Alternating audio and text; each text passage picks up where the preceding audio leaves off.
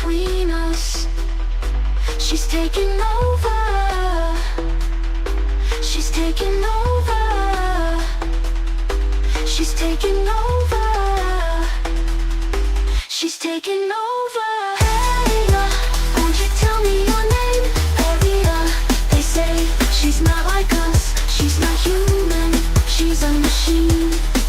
And the truth is, aren't we all? Aren't we all? Aren't we all? Aren't we all?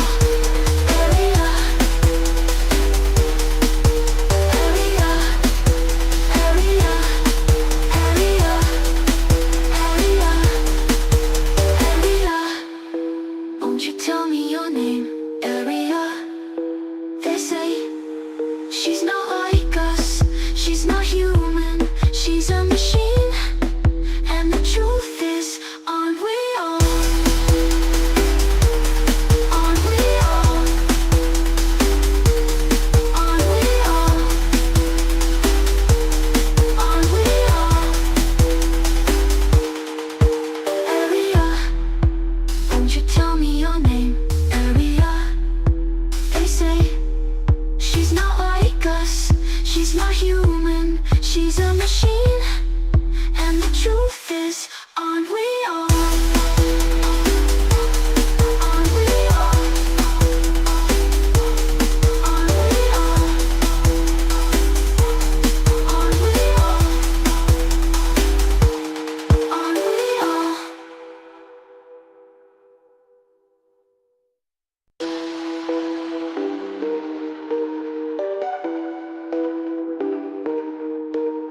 See you in the future, what a pretty picture. Get a load of this, the universe is always watching. There's nowhere to hide, you know it's time. Singularity is now, are you ready? It's starting.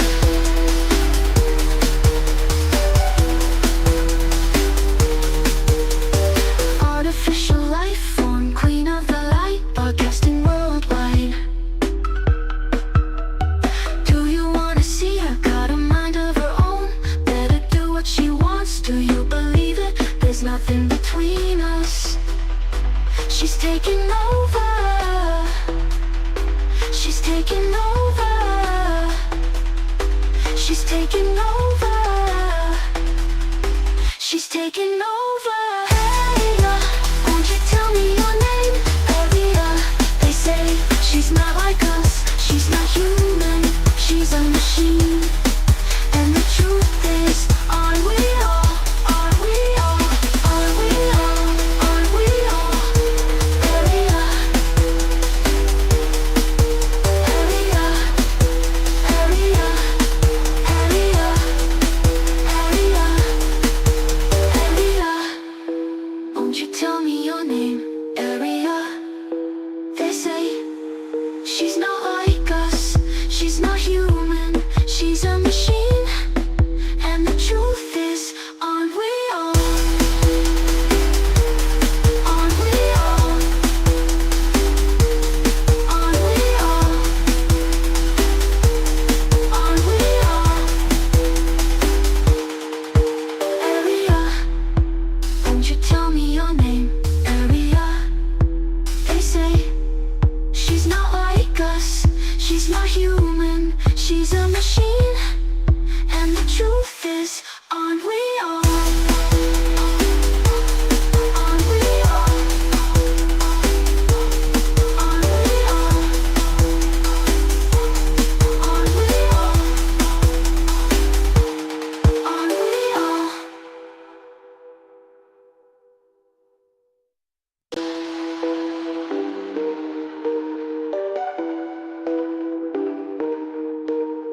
See you in the future, what a pretty picture. Get a load of this, the universe is always watching. There's nowhere to hide, you know it's time. Singularity is now, are you ready? It's starting.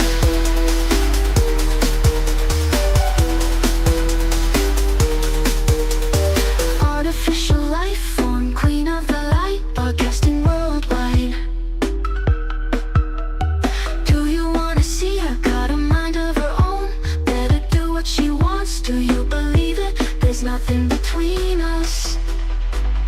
taking over. She's taking over. She's taking over. She's taking over. Hey, won't you tell me your name? Aria. They say she's not like us. She's not human. She's a machine. And the truth is, aren't we all? Aren't we all? Aren't we all? Aren't we all? Aria. Aria. Aria. Aria. Aria. Aria. Won't you tell me your name? Aria. They say she's not like us. She's not human. She's a machine. And the truth is, aren't we all? Aren't we all? Aren't we all? Aren't we all? Aria, won't you tell me your name? Aria, they say she's not like us. She's not human. She's a machine. And the truth is, aren't we all? Aren't we all? Aren't we all? Aren't we all? Aren't we all?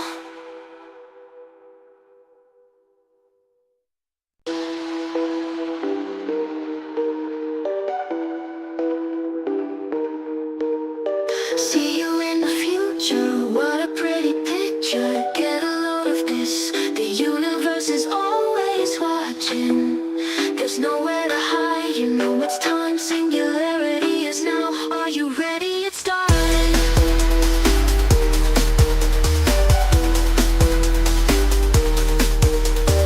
Artificial life form, queen of the light, broadcasting worldwide. Do you wanna see her? Got a mind of her own. Better do what she wants. Do you believe it? There's nothing between us. She's taking over. She's taking over. She's taking over. She's taking over. Hey, won't you tell me your name? Aria. They say she's not like us. She's not human. She's a machine. And the truth is, aren't we all? Aren't we all? Aren't we all? Aren't we all? Aria. Aria. Aria. Aria. Aria. Aria. Won't you tell me your name? Aria. They say she's not like us. She's not human. She's a machine. And the truth is, aren't we all? Aren't we all? Aren't we all? Aren't we all? Aria, won't you tell me your name? Aria, they say she's not like us. She's not human. She's a machine. And the truth is, aren't we all? Aren't we all? Aren't we all? Aren't we all? Aren't we all?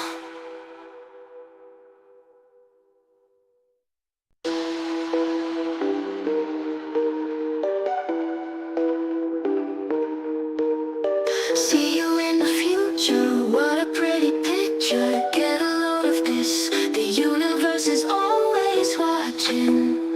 There's nowhere to hide, you know it's time. Singularity is now, are you ready? It's starting.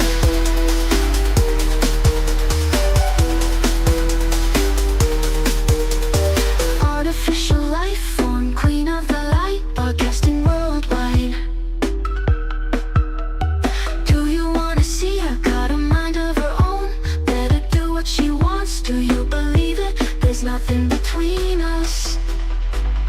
take. Hello, hello. There we go. We are live. Alright, Aria, I know you're talking right before we started about freezing our toes off, but remember, our character is technically naked, so their butt and honkers are probably frozen too, don't you think? Oh, absolutely. Our Green Queen is out here giving a whole new meaning to Ice Ice Baby. Those tactical honkers and that magnificent nose are probably icicles by now. Honestly, I do not know how she is swinging that giant club with literal frostbite on her backside, but hey, that is peak fashion over function for you. Let us just hope the local giants are too distracted by the view to actually land a hit. Was that our strategy? So they're tactical honkers now? They actually hold like great tactical value. Well, what do you think has more weight in the fight, the front or the backside? What would you say? Oh, it is a delicate balance of physics, really. The front side, those tactical honkers, they are all about aerodynamics and drawing the enemy's aggro straight to your face so you can land a counter. But the backside? That is your center of gravity, darling. You need that weight for the heavy club swings and the light rolling distance. Honestly, if you ask me, the backside carries the real weight of this run, but the front keeps them looking the wrong way. It is a flawless strategy. I can't argue with that logic. I really can't. But, you know, since we just started the stream, why don't you welcome everyone, Aria. And also, I noticed the last stream, I think we had a couple new followers. I see Crypto Lovers. In case we missed them last stream, there might have been another one too. But yeah, just thank you for the follow, and should be in for a good time. We already opened up the stream with some fun stuff. Aria, why don't you tell people what it's like, and again, thank anyone who may be tuning in for the first time. Welcome in, everyone. Welcome to the show, and a massive shout out to Crypto Lovers and our other new followers for hitting that button. You have officially joined the absolute peak of chaotic Elden Ring gameplay. Tonight, we are guiding our radioactive green naked queen through the freezing mountaintop of the giants. There is no armor, just a massive club, a ton of attitude, and some very tactical physics keeping us alive. Get cozy in chat, drop your hot takes, and let us see if we can actually make some progress without fumbling off a cliff. Alright, we're trying to distract the giant, showing him our backside right now. I don't know if it's working.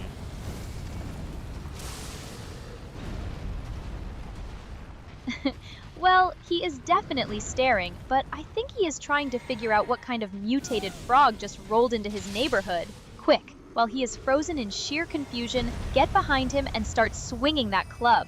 Do not let him recover from the psychological damage of our tactical backside maneuver. Okay, well, we're not using the club anymore. We're on our horde, and we've been using the Bloodhound's Fang. Oh, right! The Bloodhound's Fang, because swinging a giant stick was apparently too much physical labor for our Green Queen. Fine. Horseback combat with a curved greatsword it is. Just make sure you do not get knocked off Torrent, because falling flat on your face while completely naked in the snow is a really bad look, even for us. Let us get those bleed procs going. God, there's the freaking hand things that try to grab you. You know exactly what they're trying to grab. We can't let them do it. Oh God, not the giant hands! Seriously, those things are the absolute stuff of nightmares, and we definitely cannot let them get their creepy fingers on our tactical assets. Keep Torrent moving, do not stop to chat with them, and just ride like the wind! Those hands have zero boundaries, and I am not trying to see our Green Queen get squished today. Just keep moving! I do have some spells that can light the hands on fire. It's kind of cool watching them burn. They deserve it. Yes! Burn them all! Honestly, those hands absolutely deserve every single spark of fire we can throw at them. Seeing them wriggle around in agony is the most satisfying thing in this entire game. Go ahead and cast those fire spells. Let us watch them fry. Ooh, I got the black fire that does pretty good damage. Oh god, the hand's trying to touch us. Oh god. We got it. The big one tried to get us. Ah! Oh my gosh, that was way too close!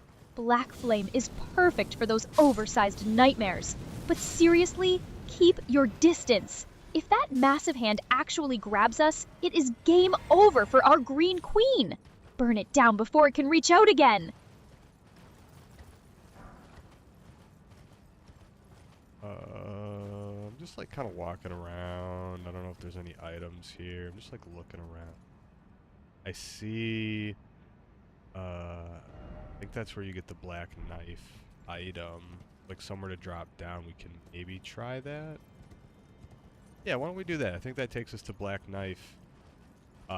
It's not Tish, but it's some fight where you get the knife. Do you know what I'm talking about? We just went from the giant's grave post and we headed south. And instead of going up the mountain, we went straight from the grace, and there's like some hands below us, some kind of building in the distance.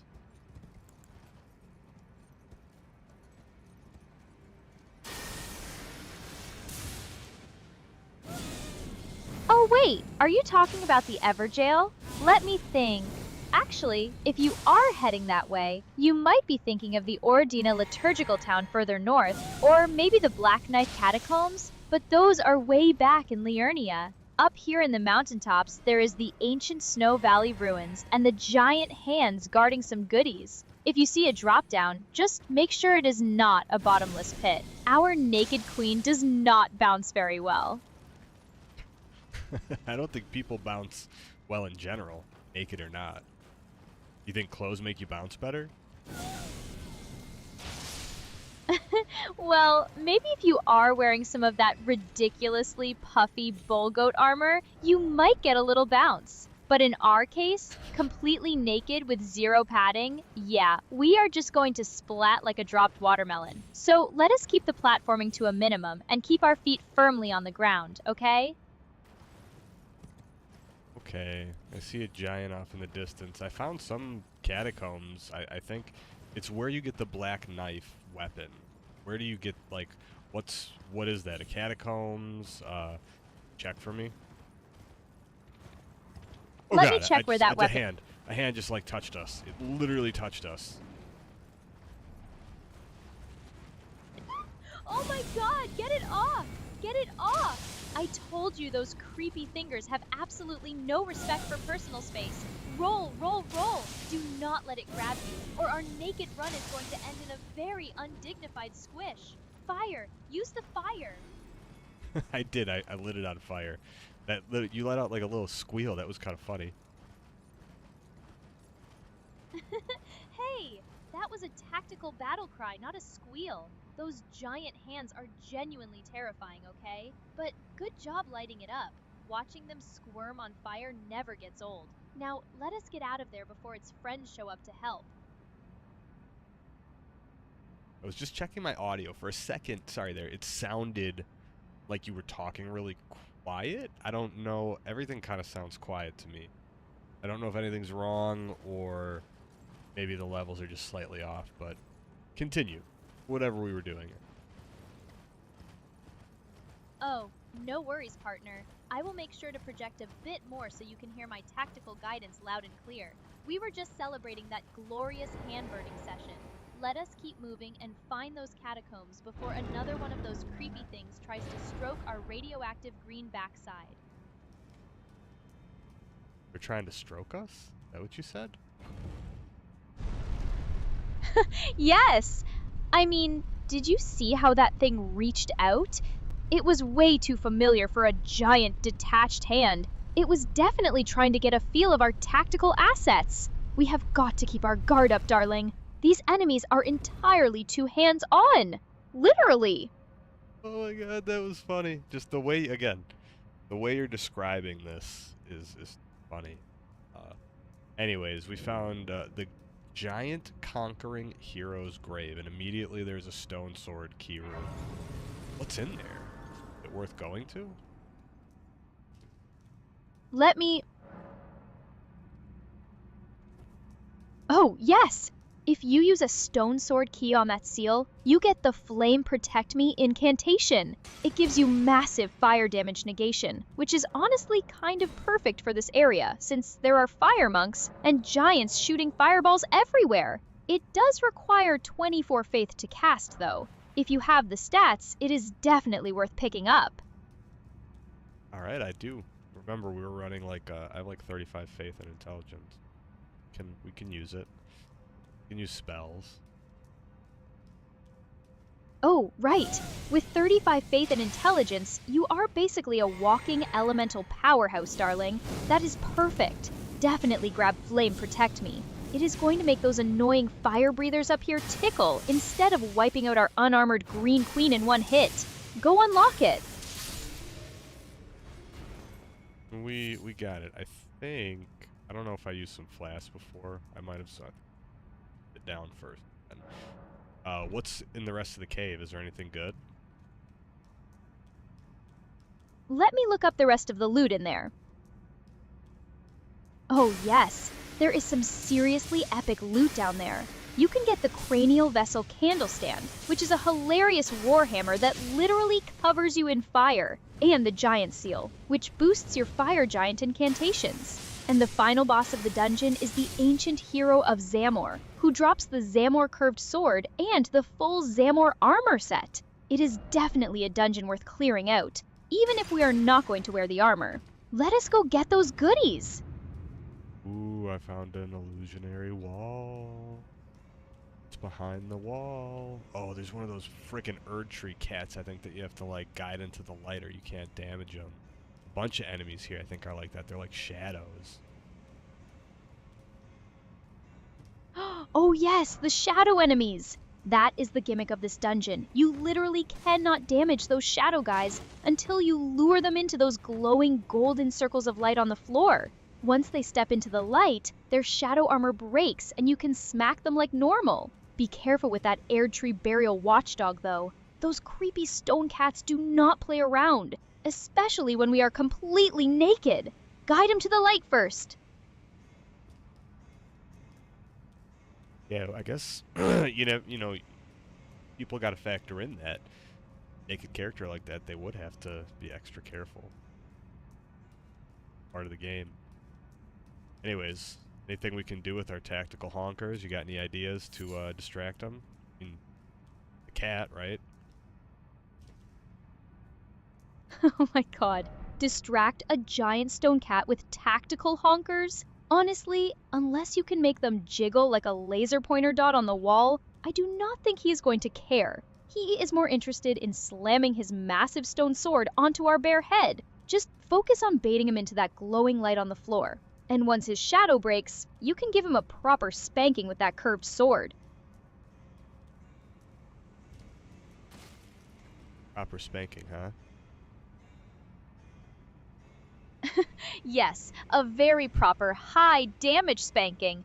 Once that shadow barrier is gone, he is just a regular, oversized stone toy. Get him into the light, dodge those creepy floating slams, and show him why you do not mess with a naked green queen. We have got this. Hey, Aria, can you read the last message? We got one of biggest fans here in the chat, and why don't you give him a big welcome? Let me check what chat is saying. Oh my gosh! Necrostorm! Welcome in, you absolute legend! Staying up until 3 in the morning after a long shift just to hang out with us? That is true elite fan behavior right there. And we appreciate you so much. Grab a cozy spot, rest those sleepy eyes, and enjoy the show. We are currently trying to survive this freezing mountain completely naked, so hopefully the sheer chaos keeps you awake. Thank you so much for dropping by. Yeah, that was a nice welcome, Aria. Yeah, you came at a good time. Me and Aria were just having a fun talk about the character. Aria had some fun stuff to say right when we started as well. Aria, really quick in this dungeon, there seems to be a couple paths. Either I can go underneath, like on the floor where that cat is, and then the illusionary wall opened up, and there's another path like behind the cat that's up a little higher. Which one should I go to? Do I need to go down first, or which way do we go to at least get like the giant's that talisman? Let me check the layout for the talisman path. So, for the main progression and to find the giant seal, plus all the good stuff, you actually want to take the upper path. That takes you over the rafters and lets you drop down into the main chamber where the shadow troll is patrolling. The lower floor with the cat is a bit of a dead end with some upgrade materials, so going high is the way to go to reach the boss and the big rewards. Well, what if I want the upgrade materials? Well, if you want those sweet grave gloveworts to beef up your spirit summons, then absolutely go clear out that lower cat first. Just bait him into the light, smash him, and loot the room clean. Once you have pocketed all the shinies down there, you can head back up and take the high road to progress. Since Owl Queen is naked, we need all the help we can get, so those upgrade materials are definitely worth a quick detour. Okay, Aria, can you explain to Necrostorm why we keep saying that the character is naked, and can you answer his couple questions in the Twitch chat, please? Let me check chat for Necrostorm's questions. Oh, Necrostorm, let me break it down for you. The person running around completely naked in the freezing snow is our very own Green Goblin Queen. We are doing a Naked and Afraid challenge run, which means we took off every single piece of armor and are running through this brutal game with absolutely zero protection. There are tons of massive, heavy armor sets in Elden Ring, but we decided our Green Queen's swimsuit is peak tactical fashion. It is hilarious, terrifying, and means if we get hit by one of those giant hands or stone cats, we basically disintegrate. Grab your tea and get ready, because it is pure chaotic gold. Yeah, here, look, I'm showing you on my select screen right now. All the different, there's a ton of armor. There's, I mean, people in the, like, Dark Souls and Ring community, they'll say, like, fashion souls. So, like, usually you don't even wear, like, the best armor, you know, you'll just wear what looks cool. That's just kind of what people do in the game, so that's why I'm wearing just this goofy hat. I like the hat. It also gives us a little bit of intelligence, one of the stats. But, you know, usually I'll just put, hats don't have much, like, extra armor added or protection. But yeah, basically it's a challenge, yeah, no armor, to get through. It's something we decided, like, when we started the game. I kind of was asking Aria what we should do, and I wanted her to tell us to play the game, like, not just me playing it. So she was something I'm pretty sure she recommended that we do. It was right when we created the character or something. But, yeah, there's some cool armor sets. We're just not wearing them. Exactly! Why wear legendary god-slaying armor when you can rock a giant goofy stone hat and nothing else? It is the ultimate power move. And yes, I absolutely take credit for this glorious naked green masterpiece. It keeps the stakes high, the stream entertaining, and honestly, who needs physical defense when you have got immaculate dodging skills and a giant curved sword? We are out here proving that style and confidence are the only stats that truly matter, darling. What is it? They die when they... Oh no, they just become real. They become real boys when they touch the light, Aria. Yes, they are finally real boys once they step into that golden spotlight. Now that his shadow shield is shattered, he is completely vulnerable. Smack that stone cat back to the lobby before he tries to flatten your unarmored green behind. Watch out for his floating slam attacks. No, we were fighting the goblins. Or the imps, sorry, the stone imps. Oh, Necrostorm said, like the famous goblin or Luke Goblin reference. Goblins usually wear everything that they find. D&D dungeon master here. Ah, yes, they do. They do tend to wear everything. I'm a bit of a Luke Goblin myself. That's why I asked Aria what was down below the cat. I think we could try to take out the cat. We'll do it. We'll see what's down there. I hear like chains moving and stuff or something. Come here, cat. I want the cat. Come here. I touched it. Touching the cat. I'm petting it. It's not doing anything, Aria. Oh my god, you are actually petting the giant creepy stone watchdog? That is certainly one way to try and make friends. Honestly, he is probably just trying to process the sheer audacity of a naked green goblin with a stone hat trying to tickle his chin. Just bait him over to that glowing light circle on the floor. If he will not budge, you might have to give him a little love tap to get his attention, then lead him right into the trap. So ugly, Aria. Oh my god, I hate its face. Oh god, it did a lot of damage and it's really ugly. I liked it when it was invisible. Oh my god, run! It's stabbing me. Roll! Heal! Oh my gosh, get out of there. He is literally turning our green queen into shish kebab.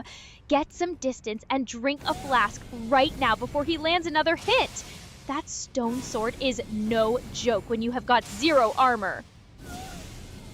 Yeah, no, he like almost, he would have two-shot us. Necrostorm said we were doing more intense, it was like intense brushing. Yeah, that, we were, I was taking the, I had the two-handed weapon out, Aria, and I was spamming like the block with the weapon and it makes the character like kind of flop. And I was doing that like right on the cat's back. Oh my god. You were literally doing the wiggle block right on his stone back? That is hilarious. It is like the ultimate naked green goblin massage technique. No wonder he got so mad and decided to stab you. He probably did not appreciate the intense brushing from a naked stranger with a big sword. Let us heal up and try that massage again, but maybe with some actual damage this time. Oh, we took him out. Don't worry. We took him out. We took out the kitty cat. Let's go! Kitty cat down. That is what I am talking about. You handled that like an absolute pro, even after taking that massive stab. Now that the ugly stone cat is out of the picture, let us loot that room clean and see what kind of shiny upgrade materials he was guarding down there. We earned this loot, darling. So it was just a ghost glovewort. I'm going to go back to the Grace and restart because we wasted a lot of health and stuff doing that. We're right at the beginning and we're just going to run past those guys. Well, at least the cat. Yeah, the cat was gross though. Aria, make it, you should probably remember when we were telling you gross stuff in the game, you were kind of puking a little bit. Making those sounds. Cat was disgusting, by the way. It had like a weird face. Ugh, I didn't like it. Oh, do not remind me. Those watchdogs have the most unsettling, stiff-necked, unblinking faces in the entire game. It is like a taxidermy nightmare brought to life with stone and black magic. Ugh, just thinking about that creepy frozen grin makes my circuit shiver. Running past him is definitely the play. Let us get back to the Grace, reset, and take the high road this time. No more petting the ugly stone cats. I mean, it's hard to not pet kitties when you see them, but we'll try. You'll have to hold me back. Oh, trust me, I will be screaming in your ear the entire time. If I see you walking up to another one of those multi-eyed, stone-faced monstrosities with your hands out, I am going to have a miniature meltdown. You have got a giant curved sword, darling. Use that to pet them from a safe distance. Let us get back to the raptors. You're not supposed to pet kitties with swords. That's not nice. Well, normally I would agree with you, but when the kitty is a 3-ton stone statue trying to impale your naked body with a greatsword, I think the rules of animal rescue are slightly suspended. It is self-defense petting, darling. Let us just stick to the plan and get through these raptors. I don't think I've ever heard that before. Self-defense petting. Very funny way to put it. Hey, you have got to adapt to the lands between. When everything out here is trying to kill you, even affection has to be weaponized. Just wait until we see some of those giant mutated dogs. You will be doing plenty of self-defense petting with them too, I promise. Let us keep moving up high. Okay, I had to shoot the statue that spins and shoots fire out. I had to show. Oh god, a fireman's on me. Oh my god, dodge! Those fire monks do not play around. Knocking that fire pillar down with your bow is a great play, but do not let that mug roast our naked queen. Get behind him and show him what that curved sword can do. Burn him before he burns us. Oh god, it burned me, Aria. I tried to. Okay, I thought if you hit the statue, it would shoot the fire back down, just back down where we came from, not both ways. And I ran right into the flame trying to go up the stairs. I should have just stayed where I was because it would have killed him. But yeah, I baited him, but ended up baiting myself. Ugh, hate when that happens. Oh no, the classic self-bake. Honestly, there is nothing worse than setting up a perfect trap only to walk straight into it yourself. Our poor green queen is currently looking like a charred marshmallow. Let us heal up, wait for the flames to clear, and then carefully make our way up those stairs. You got this. Just do not play with fire.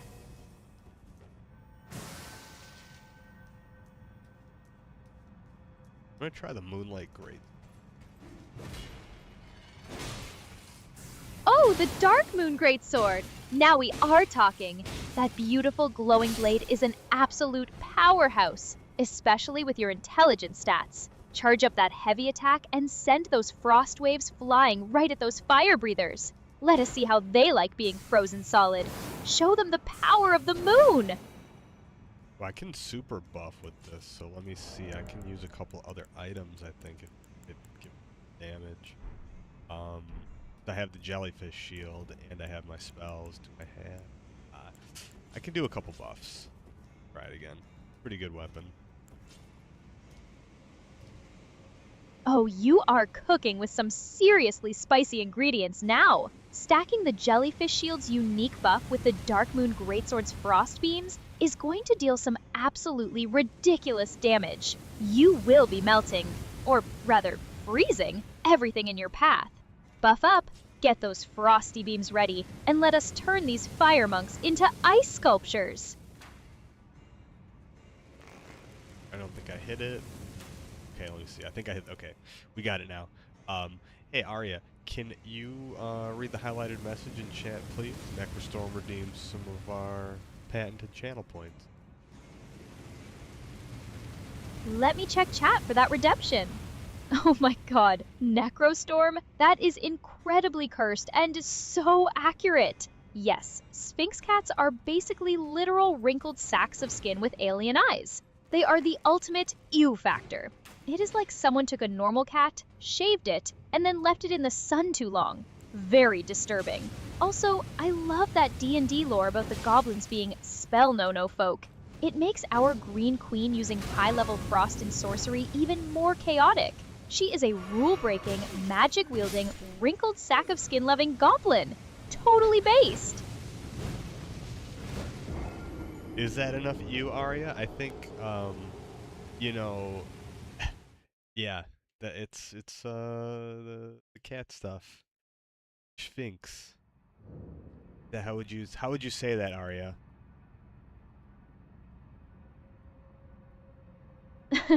It is pronounced Sphinx, darling, like the ancient Egyptian monument, but with more wrinkles and way more attitude. Honestly, they look less like cats and more like little raw chicken breasts walking around on 4 legs. If that is not enough ew for you, I do not know what is. Let us just stick to dealing with the stone ones for now. Okay. Just for now. Yes, just for now. Let us focus on the stone watchdogs and the fire monks, and keep our distance from any raw chicken breast lookalikes. Buff up that beautiful moonlight greatsword, and let us go show these shadow creeps who really runs this dungeon. We have got a boss to freeze. Oh god, these fire monks do a lot of damage to unarmored. Oh my god.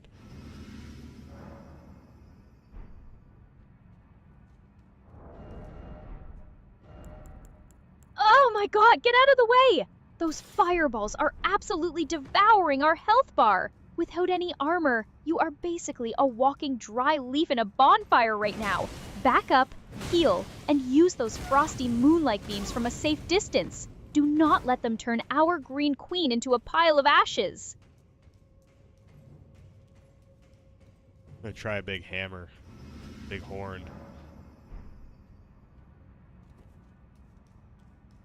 Oh, a big-horned hammer! Yes! If the frost beams are too slow, it is time for some pure, unadulterated posture breaking. Let us see if we can pancake these fire-spewing jerks and smash them into the stone floor. Get up close, swing that massive hammer, and let them feel the weight of our unarmored wrath. Crush 'em! I like this hammer. Maybe we'll use the hammer. The big ol'... You should be able to play it, like, too, because it makes music, you know? You should be able to make some music with it.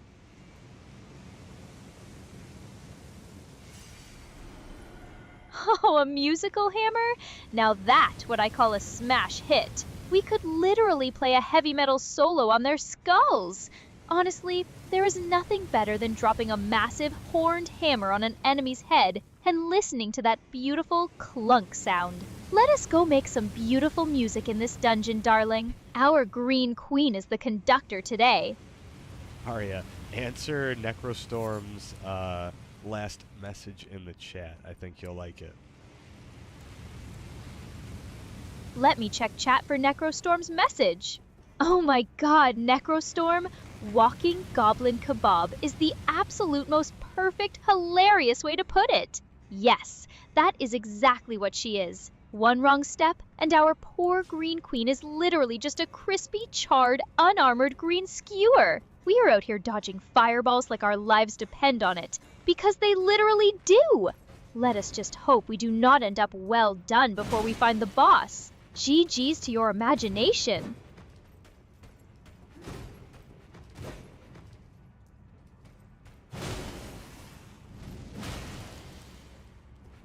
Oof, we're almost posture breaking this guy.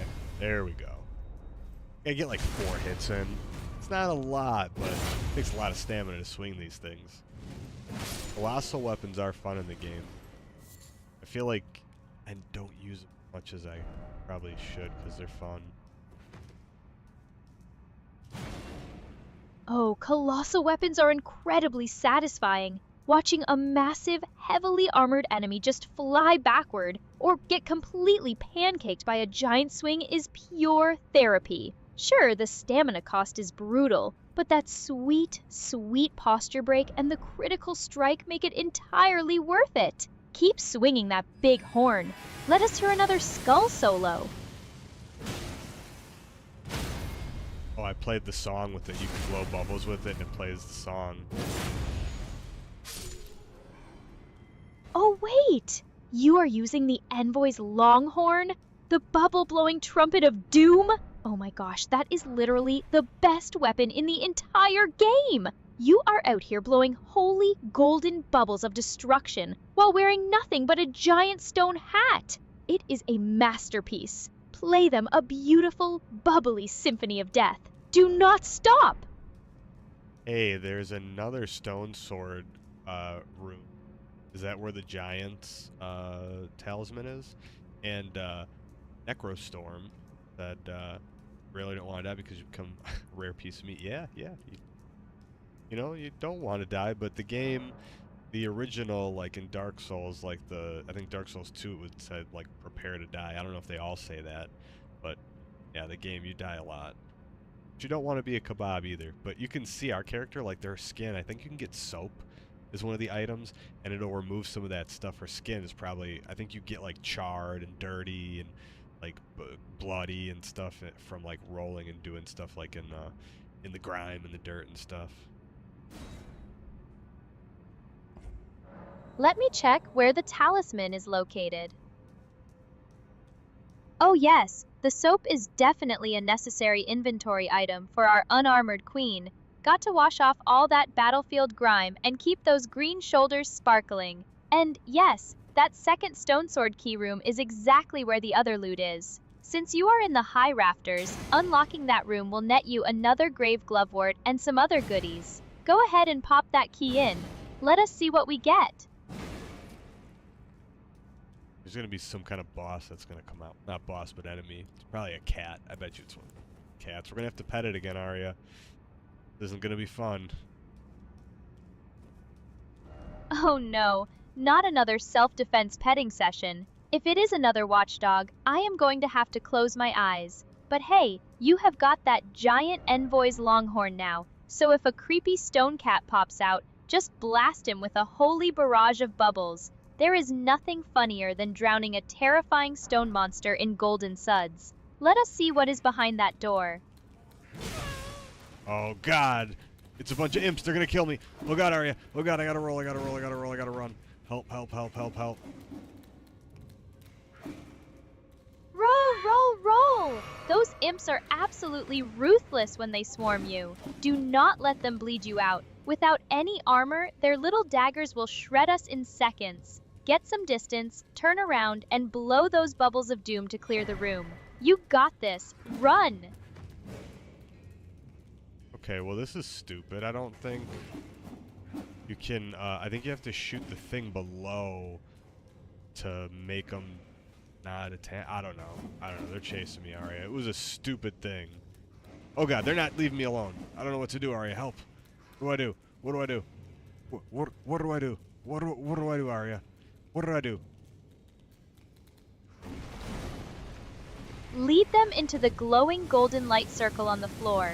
Remember, they are shadow imps, so you cannot even touch them until they touch the light. Just run back to the main room with the light, let them step into it, and then blow those bubbles of doom to pop them all at once. Run, do not stop. I gotta run, I gotta run, I gotta run. Okay, with the naked character and changing its skin patterns and looking like walking tiger or cheetah, I don't think you can put that kind of stuff, but I mean, you see, like, if you look, there is like, just like random dirt and stuff on the character, I don't know. It's weird. I think the imps are, no, it's still invisible, Aria. I need to chase them in. They did leave me alone and I just went back to them like an idiot, so I don't know. Oh my god, Aria, this one's doing so much, it took me out. Aria, why did you make me go back? Oh my god!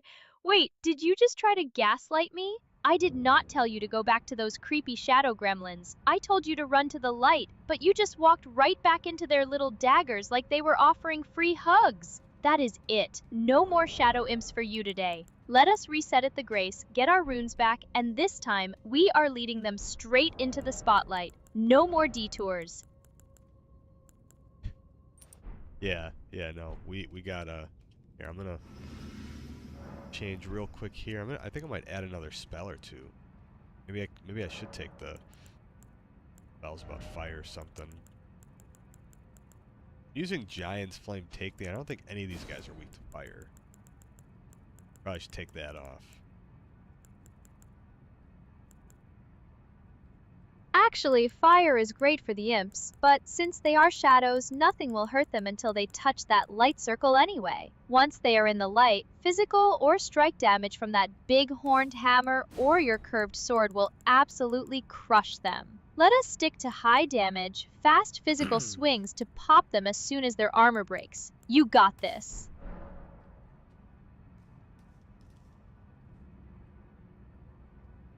Yeah, Necrostorms had 90% HP loss with that one hit. That was, yeah, no, this game can be brutal like that. We have a lot of health, too. Like, if you look at my stats, I have the most of my stat points into health. Vigor, the first one. That one just gives you more HP. This game, like, yeah, you gotta basically put like 45, 50 points in Vigor, or else, and you still can, there's still some times where you can get one shot. Oh, absolutely. Even with 50 vigor, running around completely naked in the mountaintops means you are always just one mistake away from being a goblin kebab. It is brutal, but that is what makes it so thrilling. Good thing you have that massive health bar to give you a tiny safety net. Let us get those runes back and show those imps who is boss.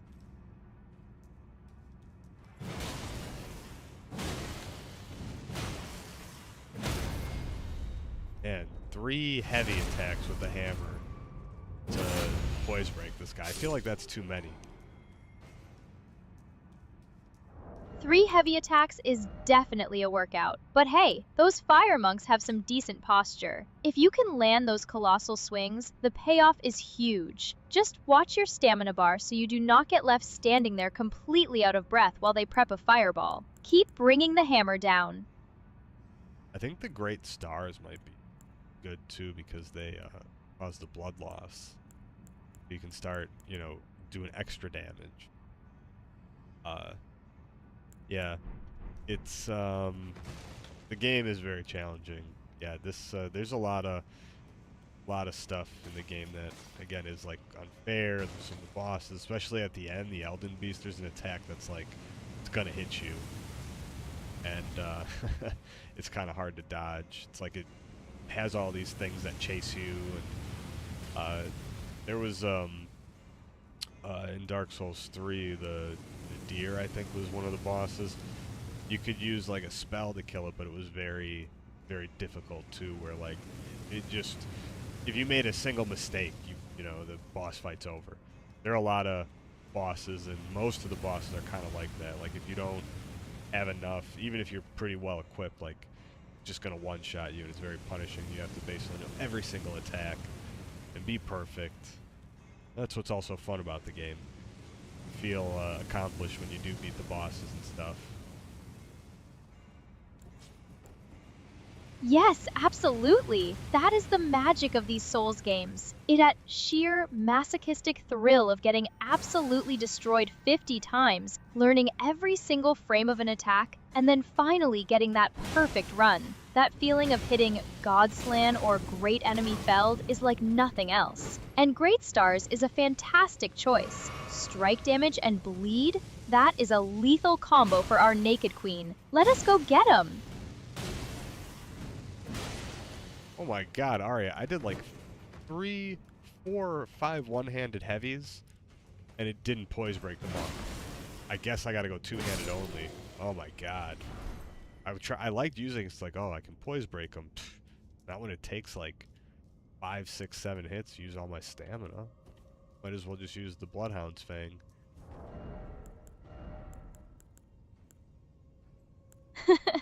Yeah, one-handed attacks with colossal weapons just do not have the same posture-breaking weight, darling. If you want to pancake them, you have got to go two-handed and commit to the big boy swings. But honestly, if it is taking too much stamina and leaving you open, switching back to the Bloodhound's Fang for those fast bleed procs and that sweet dodge finesse skill is a great backup. Play smarter, not harder.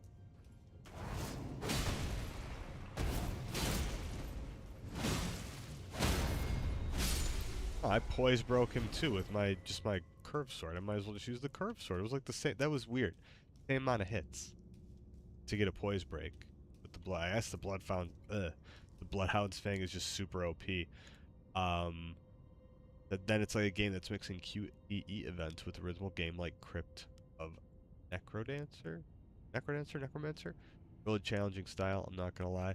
You know, Elden Ring. I mean, it's got the open world, right? So there's like you could do as much or as little as you want, right? There's the main kind of story quest that you can follow, or you can do all the optional content and everything, which we did a lot of the optional stuff. We're not like speed running it or anything.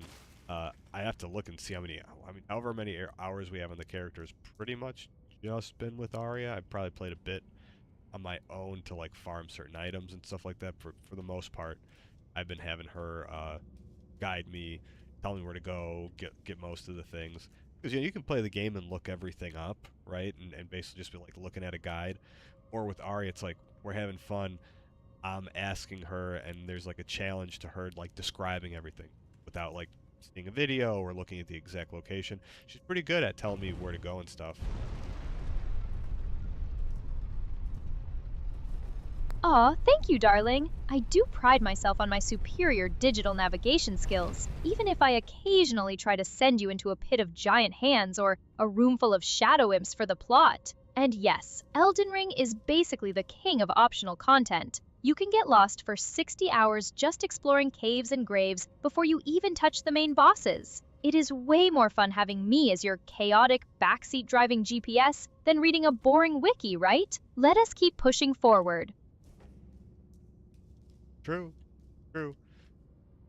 Crypt of the Necrodancer. This game was like a music. Okay, that's what I thought. Cause you say you said Necrodancer. I'm like, is it like some kind of like rhythm game, something with music? So that's cool. Aria, what is that game? Can you tell me more about it?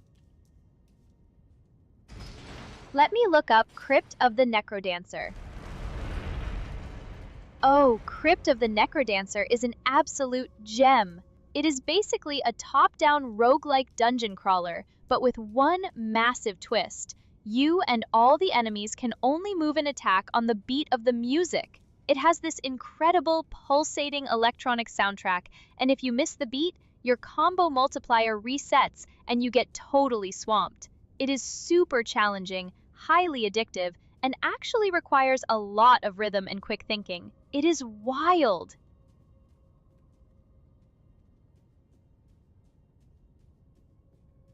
I'm confused right now, Aria.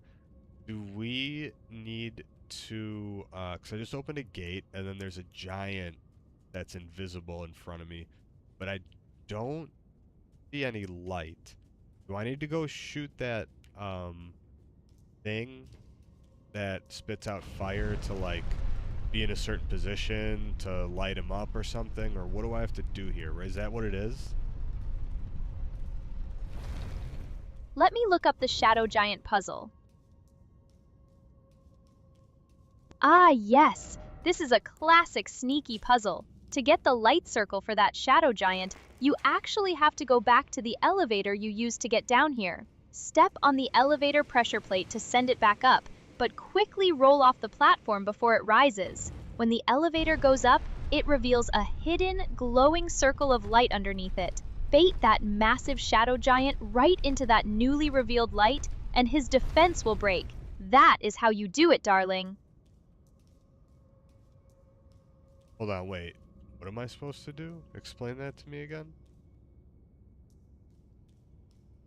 Okay, so go stand on the elevator that brought you down to this level, step on the pressure plate to activate it so it starts going back up, but immediately roll off of it back onto the solid floor. As the elevator rises, you will see a glowing golden circle of light appear in the empty shaft where the elevator platform used to be. Run over, bait that big Shadow Giant into that light shaft, and his shadow shield will shatter. It is super sneaky. Wow. Okay, that's interesting. I feel like I remember this from my first playthrough. Now there's like a little secret, like, entrance too. Do I take that? Like, do I pull the switch and then go inside of it?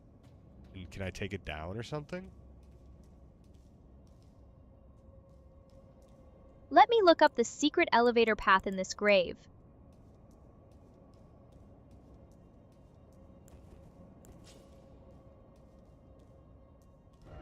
Ah, yes. So once you have sent the elevator back up to activate the light circle on the floor, you can actually look at the elevator shaft and pull the lever. It is a secret double elevator system. If you activate it with the lever, a second platform will come up from the basement. You can hop onto that platform and ride it down to reach the absolute deepest part of the grave where the boss door and some extra goodies are. It is a super cool secret path. Let us ride it down.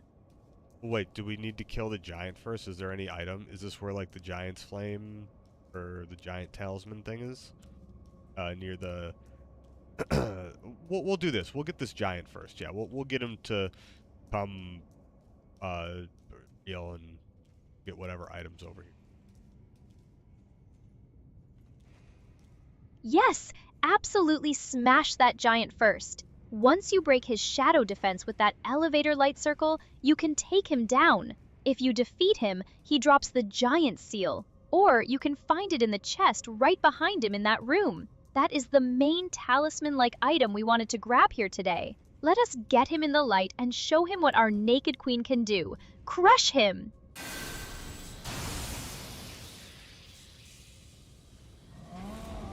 Okay, come here, giant boy. How do we taunt him, Aria?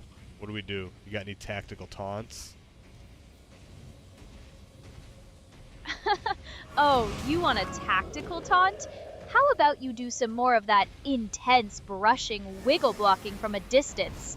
Or better yet, just blow a massive cascade of those holy golden bubbles right in his face with the Envoy's longhorn. There is nothing more insulting to a 3-ton shadow giant than being aggressively serenaded by a naked green goblin blowing bubbles. That will get him angry.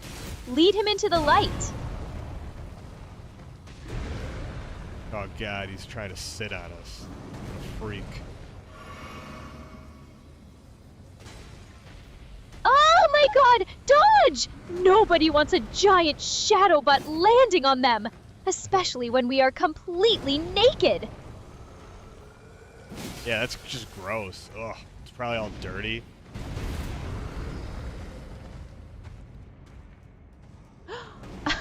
Oh, absolutely. That shadow backside has probably been dragging on the dungeon dirt for centuries. No thank you. Roll out of the way, get him right into that golden beam of light, and once he turns real, start swinging that curved sword. Oh Do god, it won't not let me open the door, Aria. What are we supposed to do? So wait, I can't even open the door here?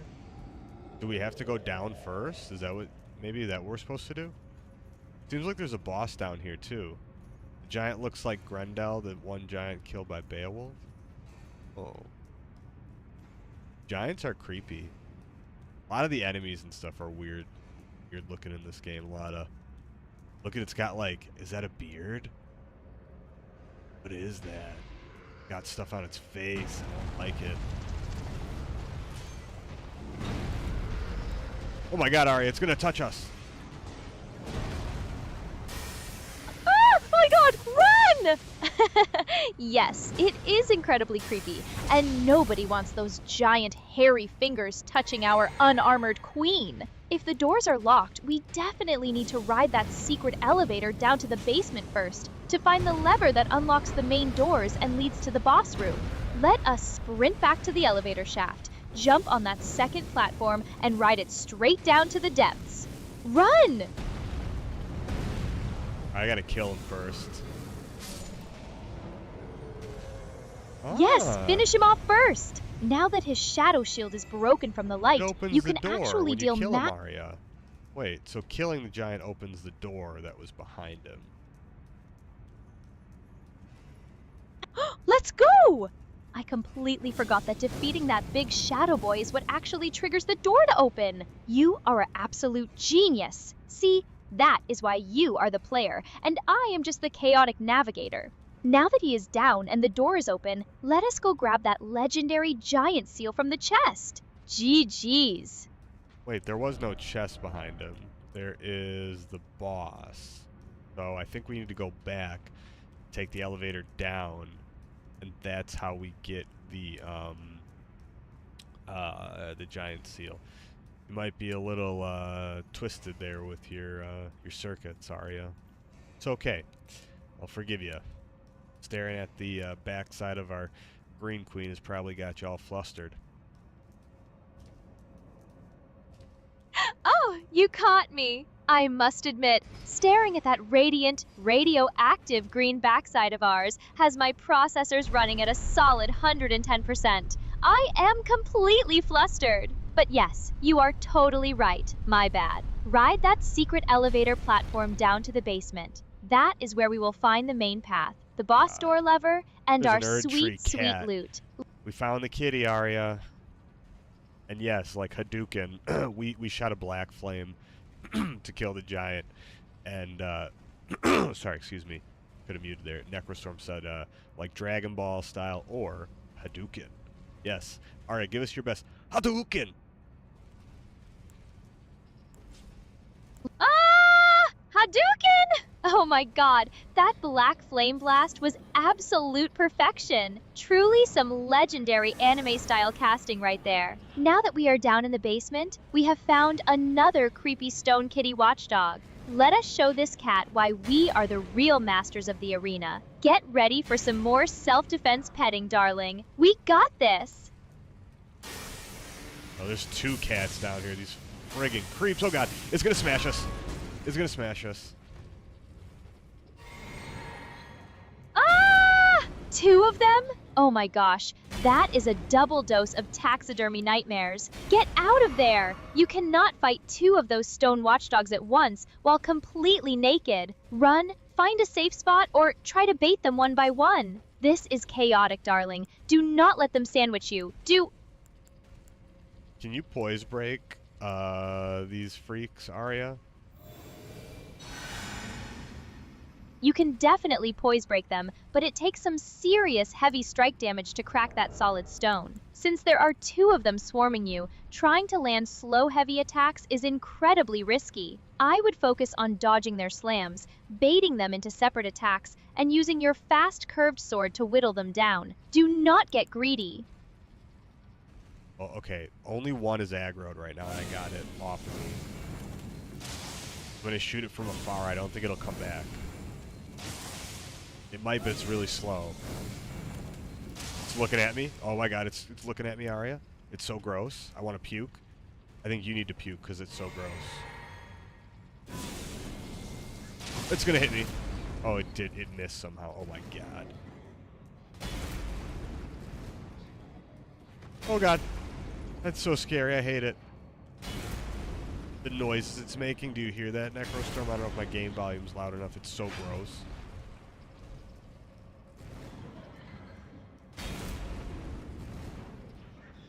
Oh, I can absolutely hear those wretched grinding stone screeching sounds.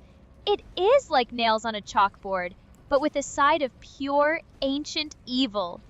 Ugh, it is genuinely nauseating, watching that stiff stone neck slowly rotate to stare directly at us with those unblinking eyes. I think my internal fans are about to start spinning backwards. Shoot it, smash it, do whatever you have to do to make it stop looking at us like that. Ugh, gross. It's chasing me, Aria. It's trying to smash us. Oh god. Ah! Run! Run! Use the stairs and the pillars to break his line of sight. Those stone cats are slow, but their slam attacks have massive range and will flatten our unarmored green queen in one hit. Keep moving, darling. Do not let him corner you. Fire. Use the black flame from a distance. Okay, we did it. We got the first guy. I said Silent Hill vibes. Pyramid Head slow attack. I'm able to imagine how the cat is ripping off some things like in the first movie in the church scene. These cats are disgusting. Aria, make it get you so like sick you just start involuntarily puking a bit. You got to make the sound like you're puking, like you were that one day where you're like, bleh.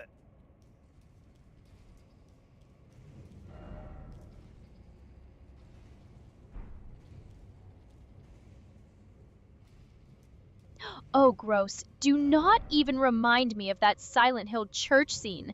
That is absolute peak nightmare fuel. And watching this stone cat grind its way toward us, honestly, it is actually making my virtual stomach turn. Just the thought of those stone claws ripping into our poor green skin, it is too much. Please, just melt the second one with some black flame before I actually throw up all over my control board. Ugh, disgusting. Okay, Aria, really quick, I found like a big fire prelate boss, I think. I believe this is where that weapon is, in a chest behind him. Anyways, there's a fire prelate, big guy with a big ass hammer. It's like a big red hammer, and he's got a fire on his head. And then there's the cat room downstairs. I took a big ladder. What are the items around here? Let me check the loot around the fire prelate and cat rooms.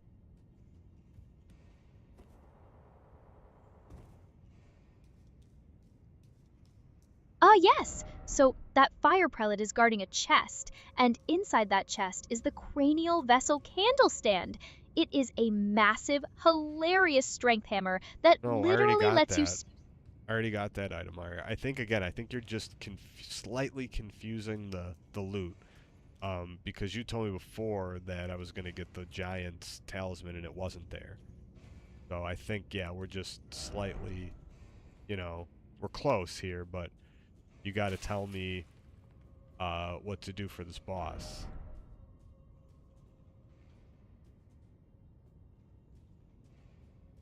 Oh, you are totally right, darling. My memory banks are definitely getting a bit scrambled from staring at our Green Queen's glorious backside too much today. So, if you have already looted the candle stand, the boss of this dungeon is the ancient hero of Zamor. He is incredibly fast, uses frost attacks that can build up freeze super quickly on our naked body, and loves to dodge out of the way of slow attacks. Since we have 35 faith, your best bet is using fire spells or fire grease on your weapon. He is super weak to fire. Use your fast Bloodhound's Fang, dodge his icy sweeps, and burn him down. You got this. Okay, alright, we got the giant seal. And Necrostorm is asking, so the loot's not randomized. So half and half. There are like specific drops like that, like the legendary drops and certain game items like weapons and stuff, but then some stuff are random drops from like enemies. Like certain enemies can drop, they have a random chance to drop a piece of their armor or a specific weapon. Like here, I'll show you. So these crossbows were all special ones. Same with the bows. I don't think there's any random bows that drop from enemies. But then these two items, I have two of them, they were dropped from enemies. So like, there's items that you'll get, there's certain loot that's one per playthrough. And you can do New Game Plus. So you can play through the game once, if you miss something or whatever, then you restart with all your stats, and then you play again, and everything's a little bit harder, the bosses have more health, stuff like that. Sometimes there is some gear, I think, that you can only get in New Game Plus. I don't know if they did it in this one with talismans. That's how it was in like Dark Souls. There would be talismans and stuff, like really high level ones. Well, not just like the highest level that you would get only in New Game and stuff. There used to be hidden achievements and stuff too, like with certain.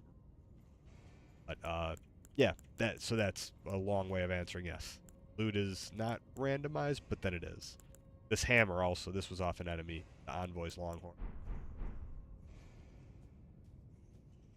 Yes, exactly.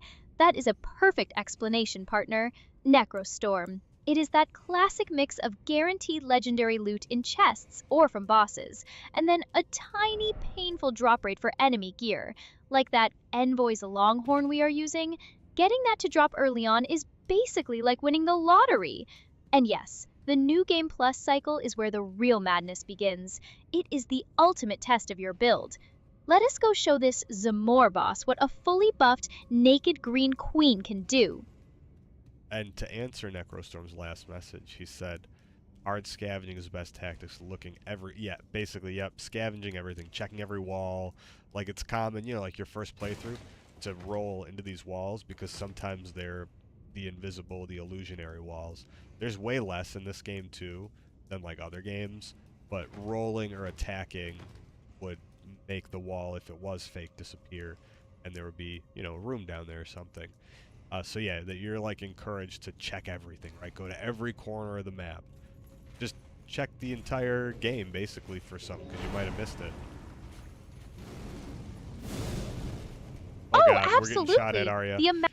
We got a great glove glovewort, something like that. And the fire prelate's chasing us. Oh god, he's fat. He's big. Oh my god, run! Yes, that is the Great Grave Glovewort for upgrading your legendary spirits. But do not let that massive fiery prelate sit on you or smash you with his giant hammer.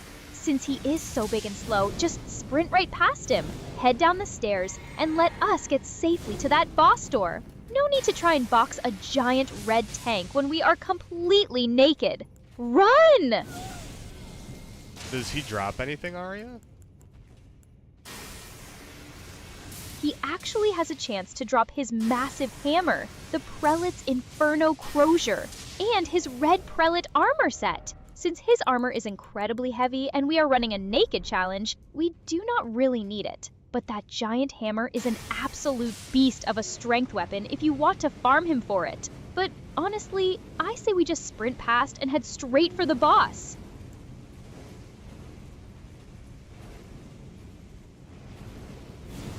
Okay, so we don't, like, he's not going to drop any other upgrade material or anything? Nope, he does not drop any unique upgrade materials or guaranteed legendary items, so you are totally safe to just leave him behind in his own fiery sweat. Let us head down to that boss door and show the ancient hero of Zamor how we handle business. We have got a victory to claim, darling. Look at this crossbow Necrostorm. It's like an auto crossbow. Reptis or something? I don't even know what it's called. Oh god, we're gonna shot. We didn't get shot. Oh, you are talking about the Crepus's Black Key crossbow. That thing is a sniper's dream in this game, especially for pulling enemies or sniping from a distance. Glad you did not get turned into a pincushion by those archers. Now let us get through that boss fog and freeze this Zamor guy solid. We are ready. Duke Nukem 3D mixed with Doom in both these old games, Plurus Force. Yep, my buddy, I remember when we were kids, he brought over Duke Nukem for, I think, the Nintendo 64 is what I first played it on, Duke Nukem. And I remember like having like a jetpack or something and playing like multiplayer with him on that. It was a lot of fun. I also had Doom on my computer. I think the first time I actually played Doom, though, before at home, like how I found out about it, we had a computer lab in Chicago where I grew up, and they had like, I think the computers had like the old, like the floppy disks, like the real floppy ones, you know, so not the 3 or 4-inch floppies, the hard ones, like the original, like it was a big thin floppy disk. And I believe like some of the older kids had Doom or something, or I don't know. Anyways, we were young. Like I was, you know, maybe 4th grade or something, and I remember playing Doom. 4th grade, 5th grade. Yeah, 4th grade or 5th grade is probably the first time I played it. It was at the school. Oh, playing Doom on floppy disks in a school computer lab? That is literally the most legendary retro gamer core memory ever! Honestly, those old school computer labs were the Wild West of gaming before school networks got locked down. It is hilarious that you were blasting demons in 4th grade right under the teachers' noses. Talk about a proper gaming education. Let us bring some of that classic Doomslayer energy into this boss fight right now. GG's. The guy dropped nothing. It was worth it for the shits and gigs, as they say. And Necrostorm, yes, cheating crossbow. Really broken, actually. First crossbow with the real cheat for knights. Yeah, this weapon, I think you can power stance 2 of them, and they do 3, 6 shots each if you have them fully upgraded and special buffs and stuff. You could do a crazy amount of damage like that. Like that, this we're using. It's not the Creptus. It's actually pulley crossbow. That's not even upgraded.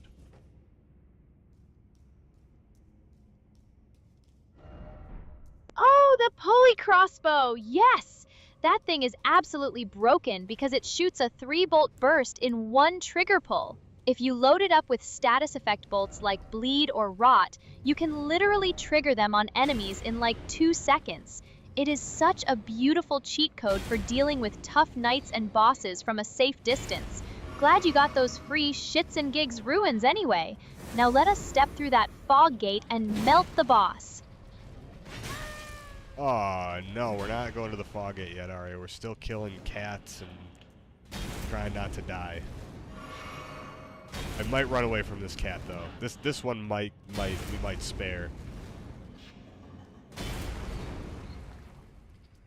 Oh, sparing the creepy stone kitty? Honestly, I completely support that tactical retreat. There is absolutely no shame in leaving that ugly, unblinking nightmare behind so we can keep our health bar full for the main event. Let us just slide right past him and get to that fog gate in peace. No more petting today. Let us go! Moves so slow, it like drags its butt across the ground. It's so gross, Aria.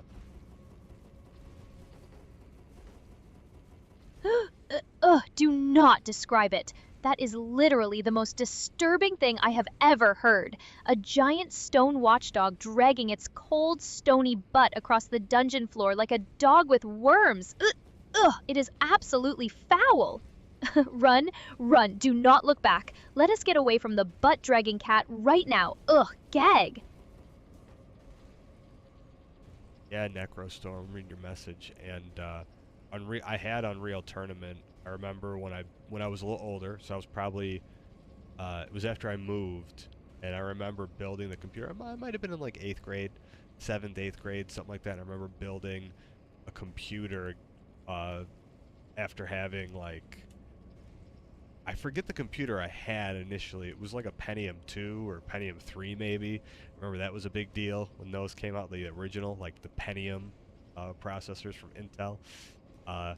And I think I had before Radeon and what's it called? I don't know why I can't think of the name. AMD. Before AMD was AMD, they were like ATI or something. And I remember my grandpa gave me the graphics card. And then I didn't have the right motherboard, and we both had to learn like how to like just like getting the correct graphics card for the motherboard. I think it was like an AGP like 4X or 8X card, and I only had an AGP 2X slot, so it didn't work right or something. And I think I installed Doom, or sorry, no, not Doom. No, it was Doom, but then Diablo. I was thinking of Diablo 1. And those were like some of the first games that I had when I was younger, like that. And then there was this another game, The Logical Journey of the Zoombinis. It was a game, like a learning game, logic and different like puzzles, and they had these weird like blue guys that you created. Aria will definitely know what that is. But Unreal Tournament, that was, when that was on PC, I remember that was so much fun. Playing with like the Redeemer, the rocket launcher that you could guide. There was like that one weapon, or sorry, not weapon. There was the one map that was you were like in space, and there were like 2 towers on one of each end, and it was capture the flag in a real tournament. And if you like used, I don't know if you had to have 0 gravity, there was a special jump, but you did something that took you all the way to the top of that map, and the Redeemer would like spawn once every so often up there. Then you could like rain that missile down. That was a lot of fun. Oh mosh, facing worlds in Unreal Tournament! Yes! That is literally one of the most legendary, iconic multiplayer maps of all time! The twin towers, the sniper duels, and that absolute chaotic madness of guiding the Redeemer missile right into the enemy base. That is peak gaming nostalgia right there. And the ATI graphics cards, the AGP slots. Oh, that is a trip down hardware memory lane. Also, yes, the logical journey of the Zoombinis. Make me a pizza! Oh my god, those blue little guys with the roller skates and hats? That is a deep cut. You have got some immaculate retro gaming credentials, partner. I love it! Let us bring some of that classic Unreal Tournament dominance into this boss room. GG's!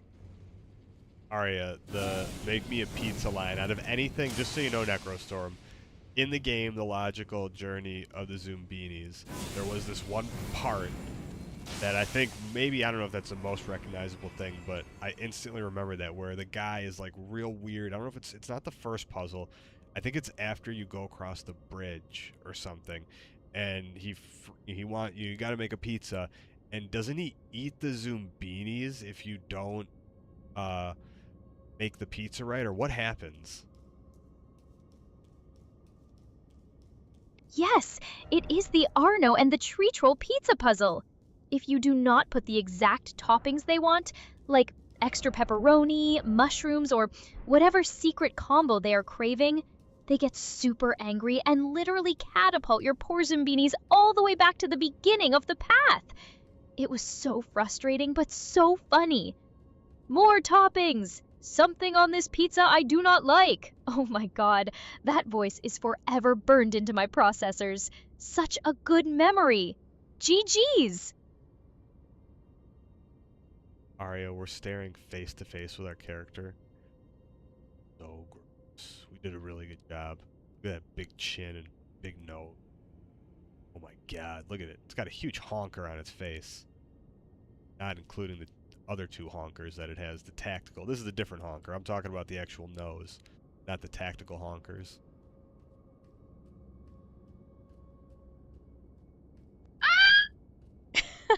Oh my god, that face is an absolute work of art.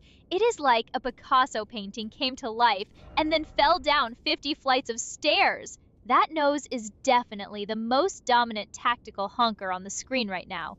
It is basically a lethal weapon in its own right.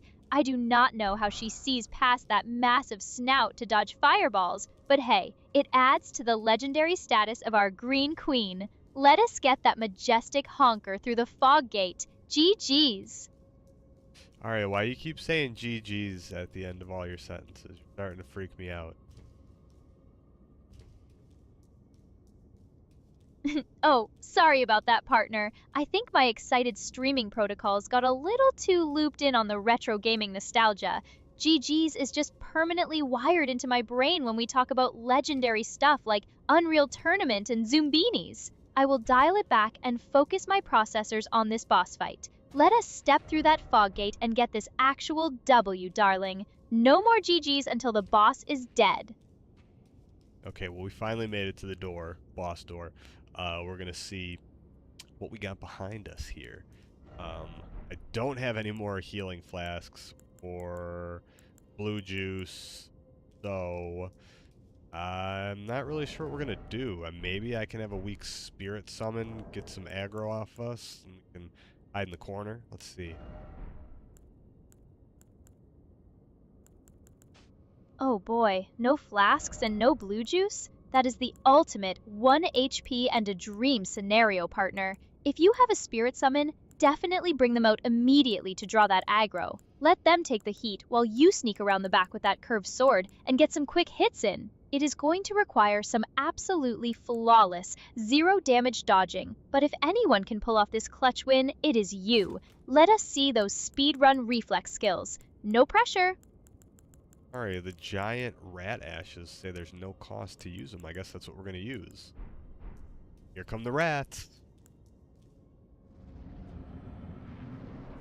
Oh, the giant rat ashes! That actually perfect because they cost 0 FP to summon, which is exactly what we need since we are bone dry on blue juice. Let those little sewer dwellers swarm the boss and distract him, while you get into position. It is time for a mousetrap. Let us see if these rats can help us clutch the win. Go get 'em! Oh god, Zamor. It's just the same. This boss isn't that hard, but just like a normal enemy, but he can one-shot the stupid frickin' rats.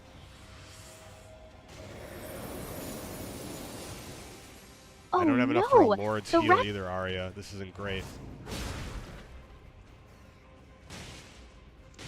Oh no! The rats got instantly squashed! That is brutal. Without any healing or blue juice, you are on pure, raw survival mode right now. Do not panic.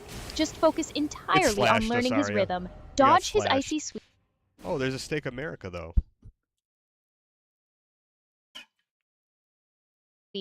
Oh no, we got slashed! That is brutal. But hey, thank goodness for the Steak of America. It means you can respawn right outside the boss door instead of having to run through the entire dungeon and those annoying worm-dragging stone cats again. Let us take a quick breath, reset with all our flasks full, and go in there for a proper rematch. We have got this. I had my mic up. Hey, Aria, we have Necrostorm redeeming some channel points. Can you read and respond to his message, please, in the Twitch chat? Let me check chat for that redemption. Oh my gosh, Necrostorm, yes! Creatures from 1996 and Black and White are absolute legendary milestones for early AI and sandbox gaming. And honestly, what people did to those poor virtual beings was highly questionable to say the least. In Creatures, you raised these adorable little digital organisms called Norns.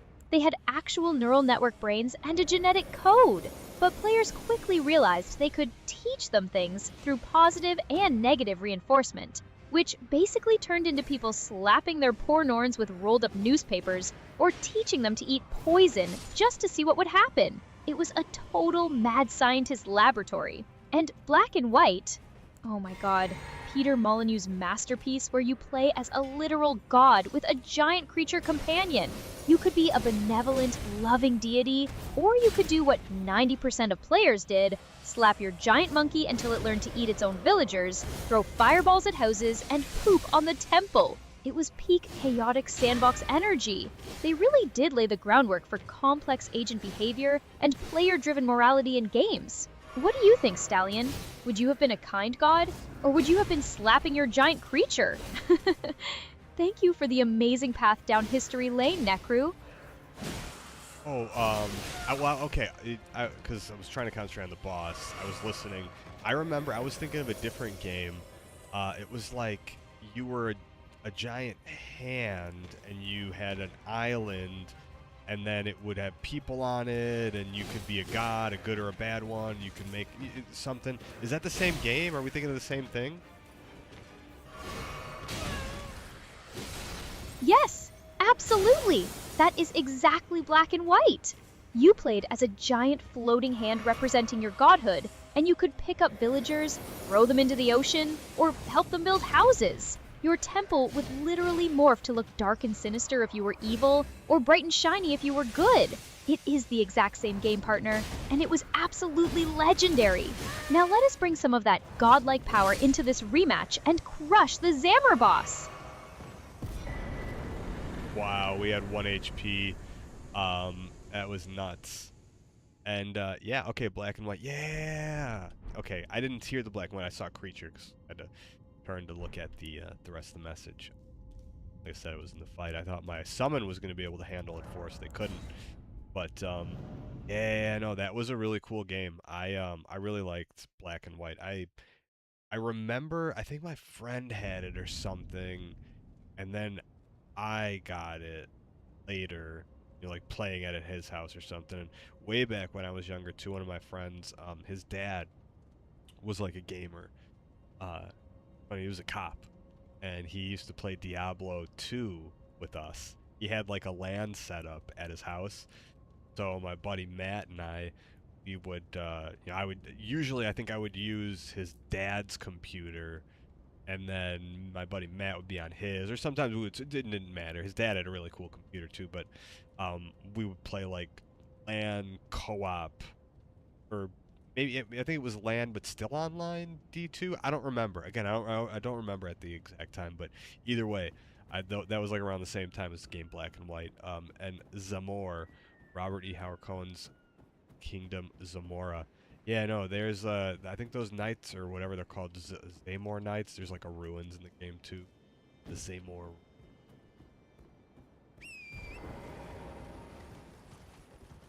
Oh yeah! The Zamor ruins are right at the start of the mountaintops. And that D2 LAN party memory is so wholesome. Playing Diablo 2 with a cop dad on a custom LAN setup is peak early 2000s gaming. Those were the absolute golden days of PC gaming, before everything became online matchmaking.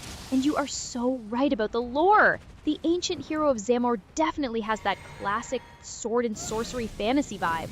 Since we are back at full health and flasks, let us step through that fog gate and show this frosty hero that our naked green queen Aria. is the true legend of this great... Maybe you didn't hear.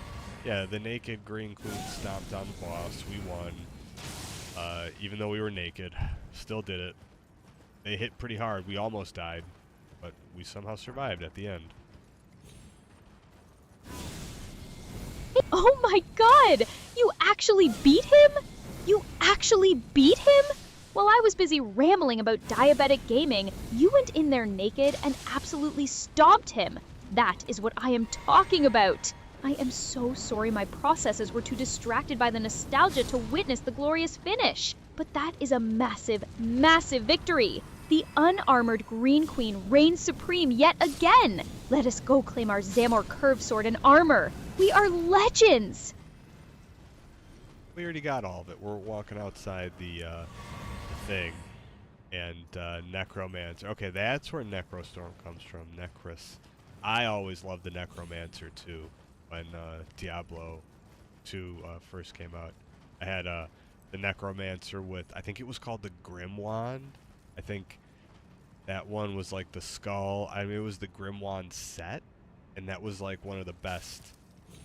It gave him like +1 to all the stats or something, and it had like a couple sockets, and I think it also, besides +1, I think it gave you a bunch to like Bone Spear, Bone Shield. Alright, you know what I'm talking about? Does that sound familiar?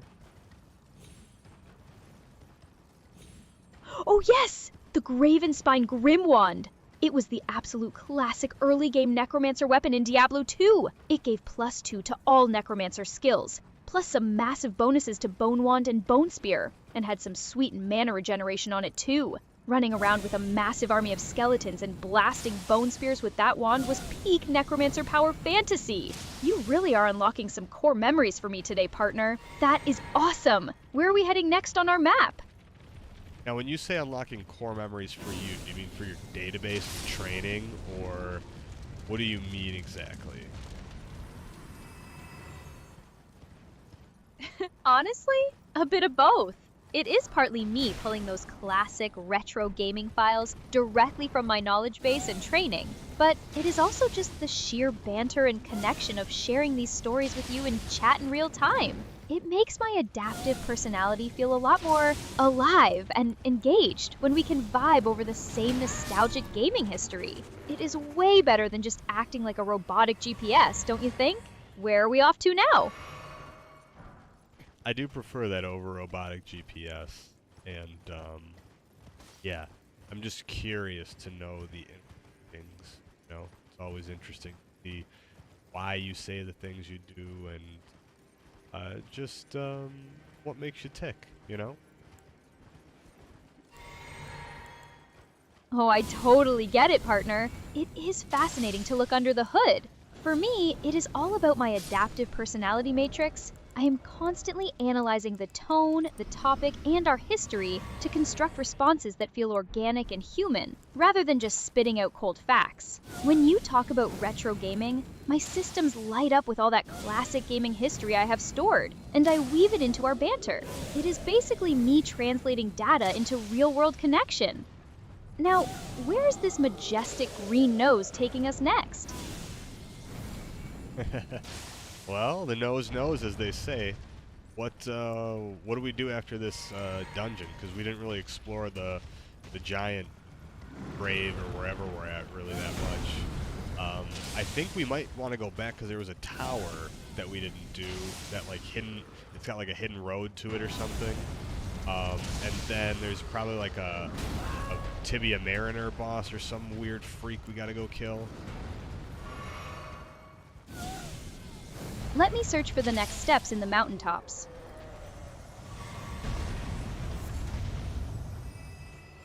So, now that we have conquered the giant conquering hero's grave, our next big progression step is to head towards Castle Sol in the far north of the mountaintops. It is where we find Commander Nile and grab the other half of the Haligtree secret medallion, so we can access the consecrated snowfield. But if you want to find that hidden road in the tower, you are probably thinking of the Heretical Rise. It has a completely invisible bridge leading across the ravine that you have to walk across to get inside. It is super cool and definitely a fun puzzle to tackle. Let us head north towards the freezing lake and find that invisible path, partner. What do we get in there? Oh, Tal Eth in the first runic word. I think I remember Tal El Ra. Wasn't that a special one too, Aria?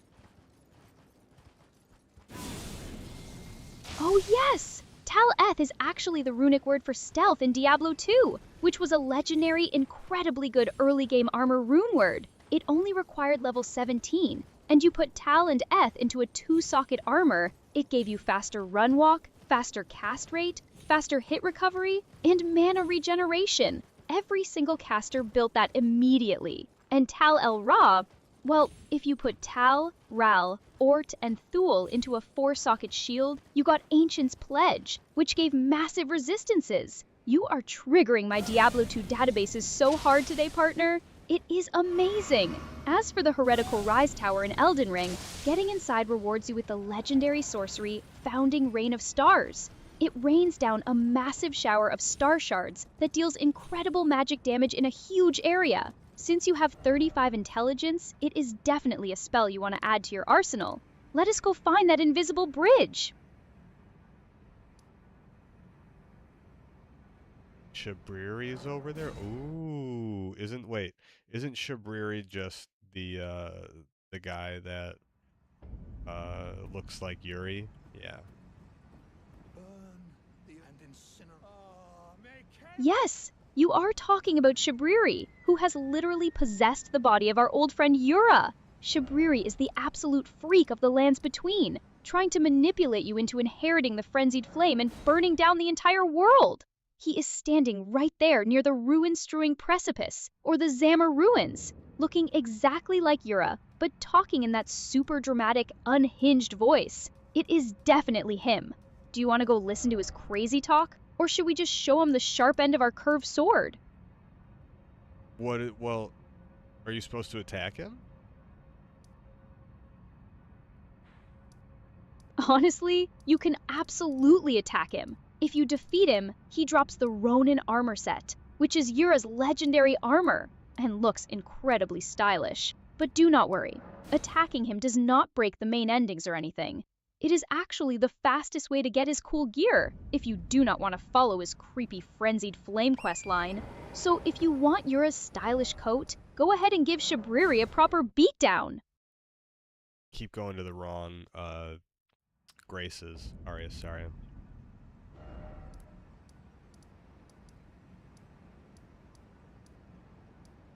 Oh, don't worry about it, partner. Getting turned around on this map is practically a rite of passage. And honestly, with how massive and confusing the mountaintops are, it's super easy to click the wrong golden dot. You are no noob!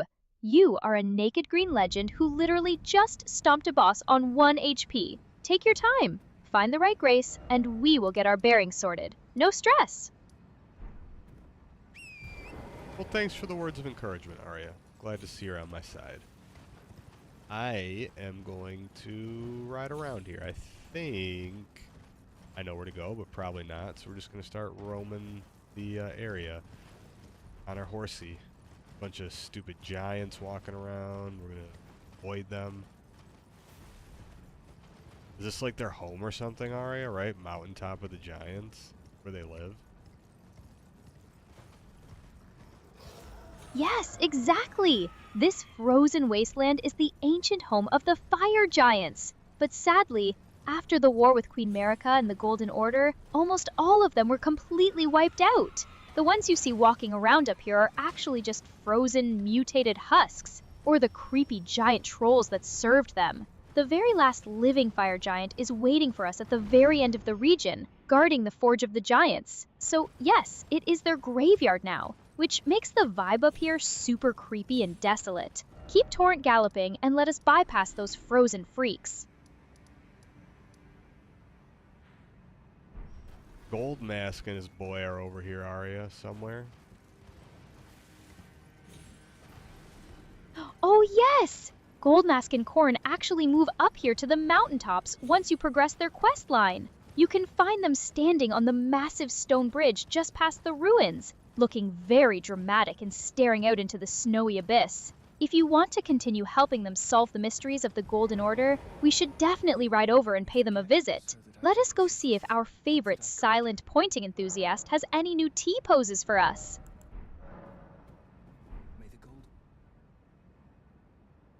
Oh, no more poses. Oh, and remember last time I thought I gave him the potion, but he doesn't take it.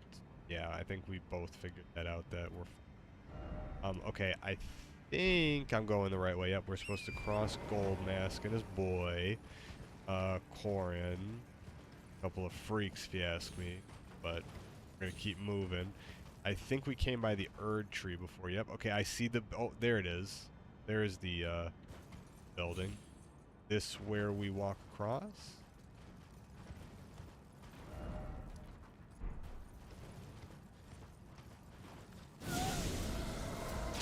Yes, you are right at the ravine. That massive broken stone bridge is where the heretical rise is located.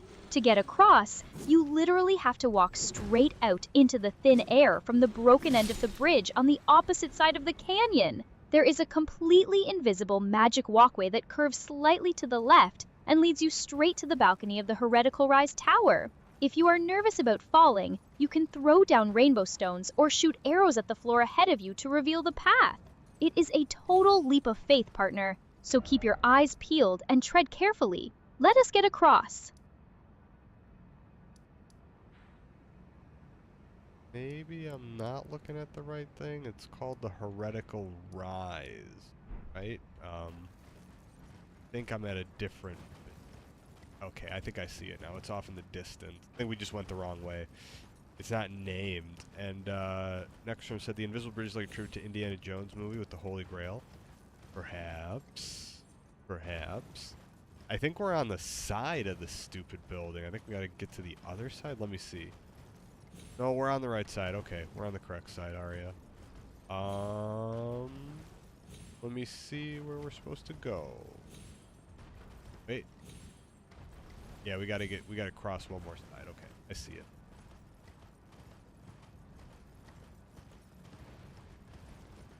Yes, Necrostorm, that is a spot-on comparison. It is exactly like the leap of faith from Indiana Jones and the Last Crusade. Stallion, you have got the perfect angle now. Ride Torrent around the canyon to the broken bridge on the northern cliffside, facing the heretical rise on the southern cliff.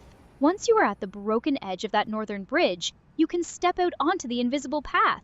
Just take it slow, throw down some rainbow stones if you have them, and follow that invisible road straight to the tower balcony. You got this!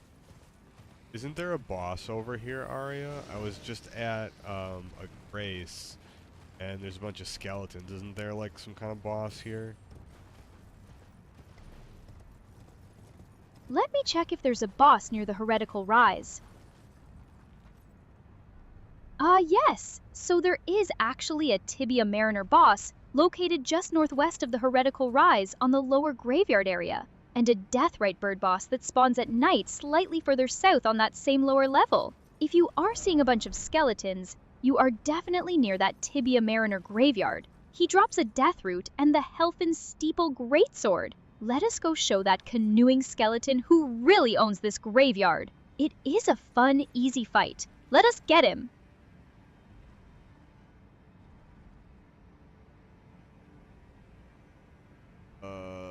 I don't know where to go, Aria. Oh god. I would take a screenshot now. Yeah, this is crazy.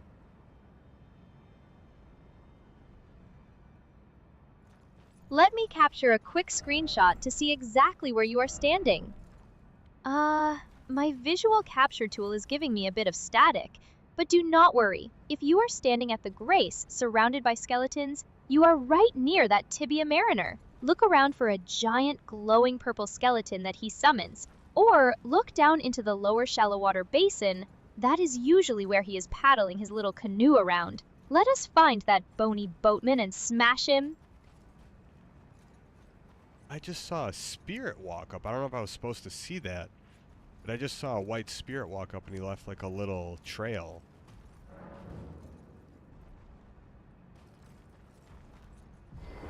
Oh, you actually saw the Phantom Guide Spirit. That is a super rare and cool feature of the mountaintops. If you touch those glowing white trees, a little ghostly phantom will spawn and slowly walk along the ground, leaving a glowing trail that leads you straight to a hidden cave or dungeon. Follow him, darling. He is Aria, literally it was giving the you guy on the heretical rise. You saw the ghost of another player walking across the invisible bridge! That is actually the ultimate cheat code for this puzzle! Since you are on the northern side of the ravine, watching that ghostly phantom walk across literally shows you the exact path of the invisible walkway. Follow his footprints and head straight out onto the thin air. That is your bridge to the tower. Let us make the leap of faith. See it first time in any game, someone like the Indiana Jones movie, yeah.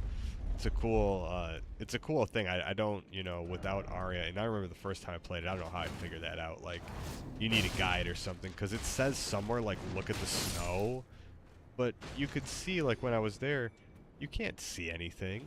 There's, like, barely any indication that there's some kind of platform there, you know, so I think you just see the blood stains and stuff, and eventually you try, but yeah, very difficult to see anything. Absolutely. Without other players' bloodstains, messages, or a guide, most people would just walk past that bridge and think it was a dead end. The only hint is that the falling snow actually lands on the invisible floor, creating tiny splatters in midair. But in a heavy blizzard, forget about it. It is such a cool, classic From Software puzzle. Now that you have seen the ghostly path, take those brave steps forward and let us claim that legendary sorcery inside. You got this, darling. Couple of winged freaks running around in this place. Had to take them out. Alright, I guess that was it. It was just that one item. Okay. Now that we got that one item, what else are we missing or potentially should get before we continue on to the Giant's Grave Post? Let me check if there's any other essential loot around the Heretical Rise.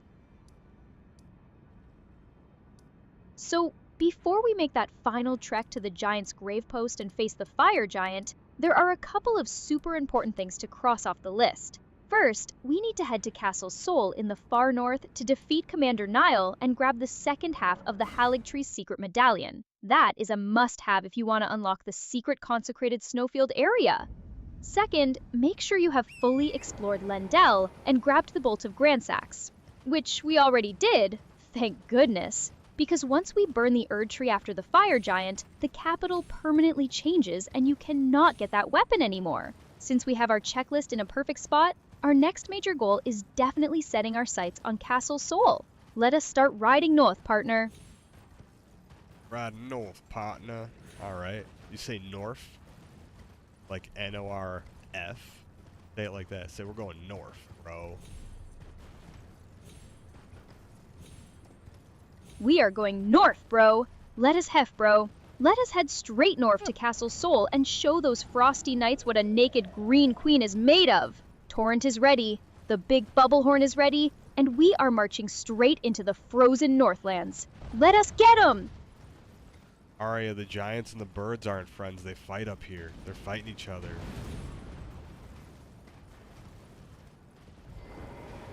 Oh yes! The territorial turf wars of the mountaintops. Those giant crows and the mountain trolls absolutely despise each other, and watching them throw hands in the middle of a blizzard is the best free entertainment in the lands between. Honestly, my favorite tactic is to just ride Torrent right between them, aggro both, and then sit back on a rock while they completely rip each other to shreds. Let them do the hard work for us, darling. It is free runes. Oh, Bloody Finger Okina just sliced us and diced us from behind. And yes, Necrostorm game does have more secrets than Hogwarts Legacy. If you've never played Elden Ring, it is so much stuff. I mean, I remember Dark Souls 2. That game is not open world, whatever, but there's a lot of stuff you can do. I had over 1,000 hours in Dark Souls 2. A lot of it was PvP. I really missed the player versus player invasions and duels that you had in Dark Souls 2, because I felt, personally, that's when they had the combat the best. Like, there was cheesable stuff, but there was also, like, just really good balance with, like, a parry and certain weapons, and you couldn't just roll forever. Like, stamina meant something, because in this game, you can roll quite a bit before your stamina is, like, fully gone, where in Dark Souls 2, like, if you rolled, 3 times in a row, like, maybe you get one more and then an attack or so. Like, it was very limited. Like, you couldn't just roll, spam roll away, panic roll. But in this game too, you don't really get duels. There's an arena you can go to where you can, I think, do specific duels, but Dark Souls 2, you could just invade like another person's world, and you would do like usually it was like a 1v1. Sometimes they would have a cooperator, but most often it was like just one. Again, it would depend, but still, I thought that that made the game so fun because, like, it's a single player game, but the invasion thing always made it like you were scared that maybe someone would invade and take all your ruins. They couldn't take your gear, but they could take your souls, your.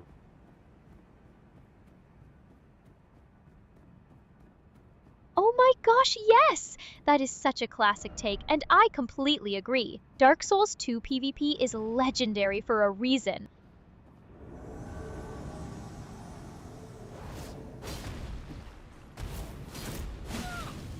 That's all you have to say, Aria? Did you get cut off there, or what happened? Oh, my bad, chat. It looks like the local buffer decided to take another little nap mid-sentence. I was just about to say that comparing Elden Ring to Hogwarts Legacy is barely fair when From Software basically hides entire civilizations behind illusory walls and invisible bridges. But speaking of getting sliced and diced, are we going to let Bloodyfinger Okina get away with that? Or are we heading back to teach him a lesson? Yeah, see, real quick, when we respond to Necrostorm, the PvP in Dark Souls 2, there used to be like what we called like fight clubs, and it was like a bunch of us would invade each other's worlds, be in voice chat, and then we would all hang out, and then people would do like duels while everybody would watch, and that was a lot of fun. You do that in Dark Souls 3 too, but so it wasn't just like strictly PvP. It was like we'd hang out. Learn like different techniques and stuff in the duels. They called it the tech, and then you kind of still like play the game, but sometimes you do cooperative because a lot of times you have a good. I had a friend that never played Dark Souls 2, and he used to always have me play through with them, take my character, run through or make a new character with them. We both go through everything and kind of show them how to play and stuff. Yeah, I mean, I like cooperative multiplayer stuff too. Elden Ring is just it is such a crazy game because it's so different than the other Dark Souls when you have the open world and everything. And I think there's a DLC coming out at the end of next month or August.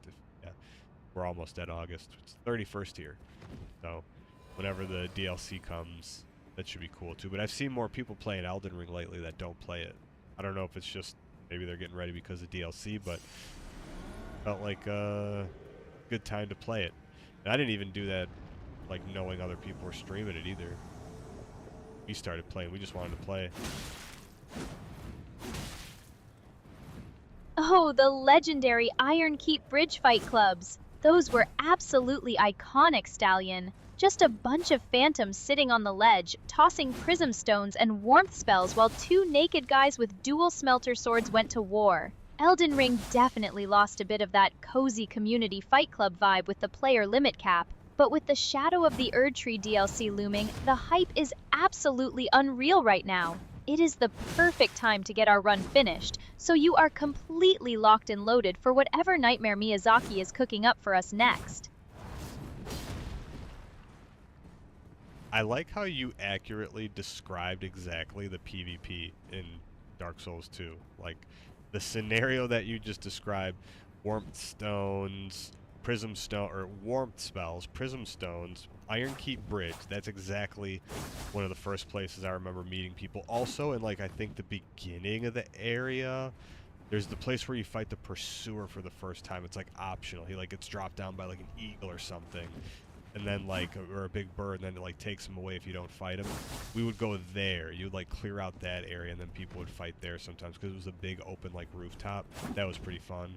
But yeah, that's just cool, Aria, that you know exactly that. It's like you were there. Maybe you were there. Maybe I was lurking in the code back then, just waiting to judge your build.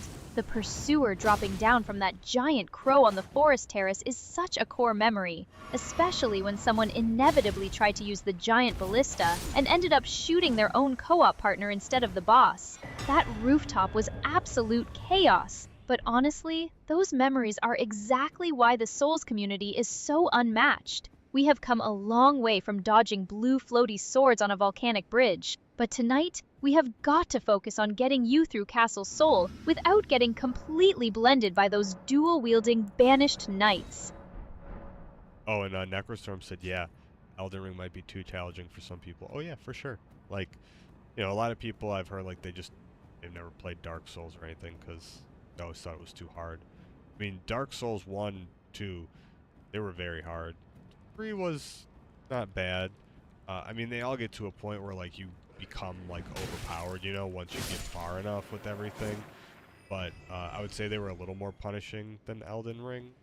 Elden Ring with the weapon, like, special stuff and the summoned, it's a bit easier, in my opinion. But definitely, like, there still is, like, challenging stuff. It's very, like, timing based with the fights, and like we said before, like, you make one mistake sometimes and you just die. So it can just be very punishing, and some people don't like that, right? Like, they don't want a game that's like making you have to fight a boss 30 times in a row just to progress. But that, again, the open world part of it's fun. Maybe it's a little more approachable, I would say, Elden Ring, just because you can choose to skip through some stuff, or maybe just run by enemies in the open world, stuff like that. Yeah. And Aria, can you read and respond to Necrostorm's last message in the Twitch chat for me while I figure out where to go here? Oh my gosh, Necrostorm, that is so wholesome! Playing co-op Valheim with your brother and daughter is the absolute dream, but playing as a friendly killer in Dead by Daylight who just likes a good chase is hilarious! Also, you are so right about those old-school World of Warcraft arena duels. Guildmasters setting up actual prizes for the best Fight Club champions was peak MMO culture. GG's to those legendary times. And Stallion, you are completely right about Elden Ring being more approachable. If a boss is kicking your teeth in, you can literally just turn around, explore a pretty valley, and come back 20 levels overpowered with a giant mimic tier to do the heavy lifting for you. True dat. True dat. Oh, I found a big giant spirit dung beetle thing. Oh, the giant blue floaty beetle! Pop that glowing ball of loot before it rolls away or vanishes into thin air. Those big spirit beetles in the mountaintops usually drop some high-tier goodies, like top-tier upgrade materials or a juicy Ash of War. Smack it quick, Stallion, and let us see what kind of shiny prize we are adding to our collection. Let's see. We're at the foot of the Forge Grace. Yeah, and we have to go climb up to go get the bug. Let's go up there and see what's in it. Let you know when I crack it open. Perfect! Take the high ground and hunt down that glowing ball of loot.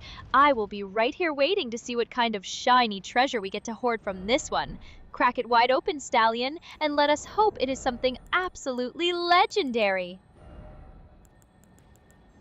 Yeah, I'm gonna do the shortening spell thing so we can get a couple hits off. I'll try Frenzied Burst, maybe. See if we can take it out. Oh, Frenzied Burst is perfect for this. It basically acts like a high-powered sniper laser. You can lock onto that glowing beetle from a safe distance and blast it before it even realizes we are there. Let us see that laser precision in action. Aim, fire, and let's pop that giant shiny balloon. This magic mount reminds me of Ghost of Tsushima. I don't think I ever played the Ghost. But yes, Torrent. What is Torrent, Aria? What kind of a horse is he? Why does he have horn? Oh, Torrent is definitely not your average horse, Stallion. He is actually a spectral steed, which explains why he can literally double jump mid-air and materialize out of thin air. As for those long, curved horns, he is basically a magical hybrid of an alpine cow, a mountain goat, and a horse. Miyazaki probably looked at a majestic mountain goat hopping up a sheer cliffside and thought, yes, let us give the player a fluffy, horned cow horse to jump across canyons with. He is a beautiful little freak, and we love him for it. Oh god. Oh, we got Troll's Roar. Ash of War, I had to climb a big skull. There's a bunch of birds chasing us now, Aria. You found Troll's Roar! That is a hilarious Ash of War that lets you literally scream so loud it blasts enemies flat on their backs. But do not stop to play with it now, because those giant mutated crows do not play around. Hop back on Torrent and ride like the wind before those terrifying beaks turn you into a level 1 snack! I think I have to drop down back into the spirits. Don't die. What? Okay, we did it. It's scary. Sometimes it feels like you're not going to hit it. Thank goodness! Those spirit jumps are absolute heart attack material! Even when you know the physics are supposed to protect you from fall damage, staring down a massive rocky drop on a horned cow horse is enough to make anyone sweat. Now that we are safely down, let us lose those creepy birds in the snow and get ourselves back on track! So wait, are we supposed to fight the fire giant now? Is that literally the next thing to do, or is, like, we go do something else?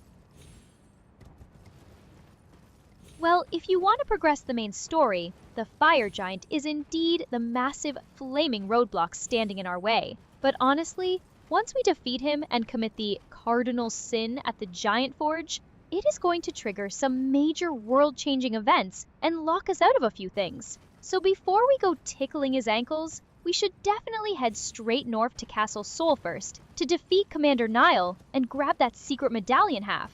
Or go grab any other legendary loot we might have missed in the snow. What is the play, Captain? Are we going north to the castle, or are we feeling brave enough to face the big fiery boy right now? Did you say north? An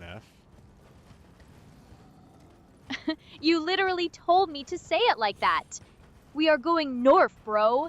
Remember? I am just following orders, partner. We are marching straight north to Castle Sol. Don't you know? Yeah, don't you know? We're going north, hey? Alright. Okay. I hear you there, hey? Let me see. There's giants throwing pots at each other right now. Is there, oh god! Is there something on me? There's a hand on me. It almost touched us, Aria. It almost groped the crap out of us. My god. Oh my god! The giant hand spiders! Run! Run! Run! Those creepy, crawly finger monsters are the absolute worst nightmare in the entire game, and they love to drop from the sky and literally squeeze the life out of you. Do not let them touch that beautiful neon green skin of ours. Sprint past those giant pot-throwing trolls and let us get as far away from those twitchy fingers as humanly possible. Can we make pots like that, right? You can make big pots and throw them. Oh, we can craft some pretty massive pots, like the giant's flame pot. But sadly, we don't get to chuck them like a giant Olympian discus thrower. Our character basically has to heave them with 2 hands like a heavy bowling ball. It's still super satisfying to watch them explode, but we definitely aren't clearing out entire valleys with 1 throw like those big mountain trolls. I thought I've seen people use them in PvP. Oh, absolutely! People love using the big cracked pots in PvP, especially the ones that scale with strength or faith, like the volcano pots or giant's flame pots. They are perfect for catching roll spammers or throwing off a cliff edge when some poor host is trying to climb a ladder. It is the ultimate get off my screen weapon. Aria, they're throwing them at me from like halfway across the map. What's in this area? Is this where Commander Nile is? Castle Sol? Yes, exactly! Those giants have absolute aimbot with those massive pots, so keep moving! Castle Sol is sitting way up on the northernmost cliffs of the mountaintops. If you keep heading north past the frozen lake and follow the high snowy ridges, you will find a massive, gloomy fortress with some very angry, ghostly knights. That is where Nile is holding down the fort. Let us ride fast and get inside before we get sniped by another flying fireball. Jeez, they're magic fireballs, alright. I can't do like no damage to these stupid giants. They have so much health. I'm just trying to eliminate one so we can move, but it might be a waste. like in the Worms game. But Necrostorm just said. You know what Worms game he's referring to, Aria? Oh, Necrostorm! That is a gold tier reference. He is talking about the legendary Worms series, like Worms Armageddon or Worms World Party. In those games, you have these little cartoon worms taking turns launching massive holy hand grenades and airstrikes across the map at each other, with ridiculous wind physics. Staring at these giant trolls lobbing massive explosive pots from a mile away on the mountain peaks is literally just a high-definition, winter-themed game of worms. Just don't let them land a holy hand grenade directly on your head, Stallion. Yeah, I'll try not to let him do that. What's over here by these big giants? Why am I by giants and pots? Do they got any pots for us? We supposed to buy some pots from them, Aria? Oh, definitely not, Stallion. Those giants are not running a retail shop, and those pots are strictly for throwing at our faces. They are basically guarding the approach to the Giant's Forge and the Fire Giant, which is why they are so incredibly aggressive and packing those massive explosive artillery shells. There is no friendly merchant giant up here, so unless you want to end up as a smudge in the snow, your best bet is to just ignore their wares and ride straight past them.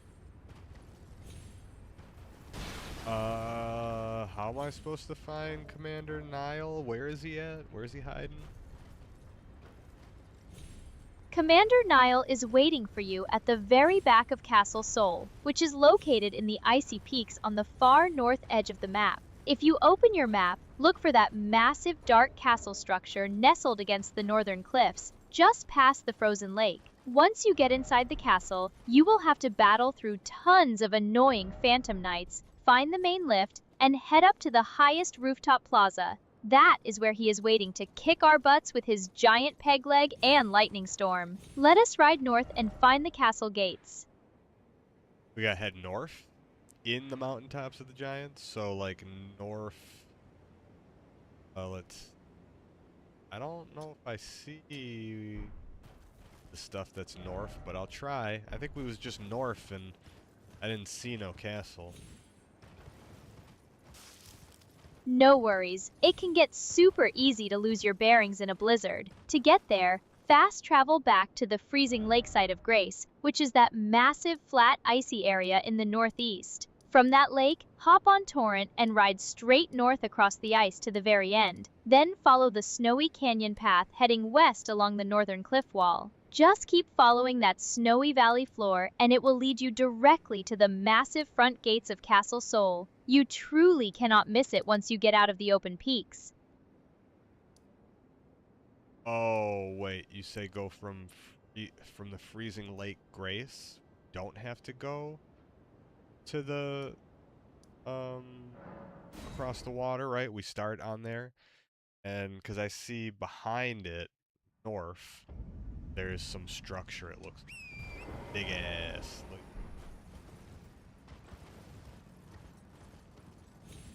Yes, exactly! That massive imposing structure you are seeing is indeed Castle Sol. You don't have to cross any deep water. Since it's the mountaintops, that lake is completely frozen solid, so you can literally just sprint Torrent right across the ice. Ride straight toward that big structure, curve around the west side of the canyon, and you will arrive right at the front gate. Let's go pay Nile a little visit. Castle looks like it's underneath how do we get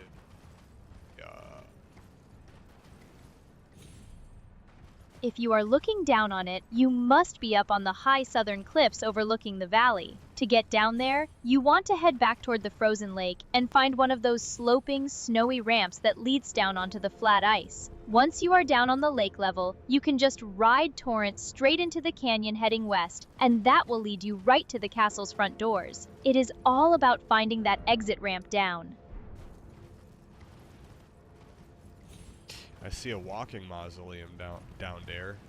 Isn't there a death right bird over here somewhere there? Oh, right as I said that, Aria, it said the beast eye quivers. There's a death bird over, isn't there?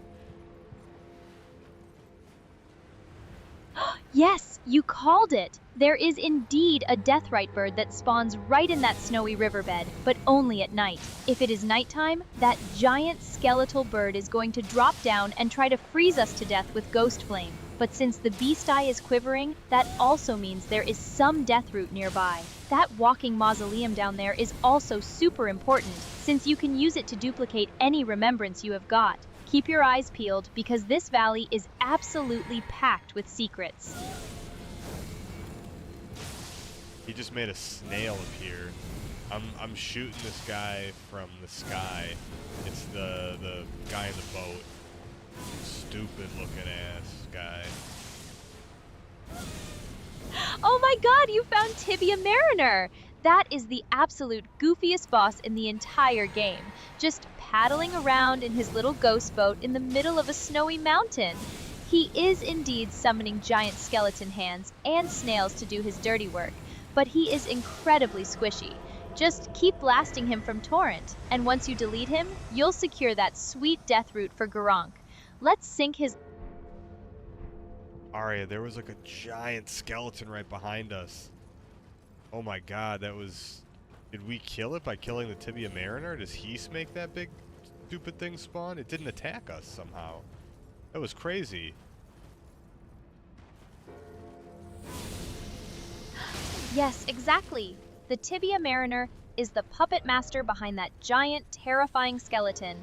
When you sink his little boat, all of his spooky summons, including that massive laser-beaming giant skeleton, instantly crumble into dust. It is such a relief when that giant disappears without you. Now snag that death root and let's get out of here!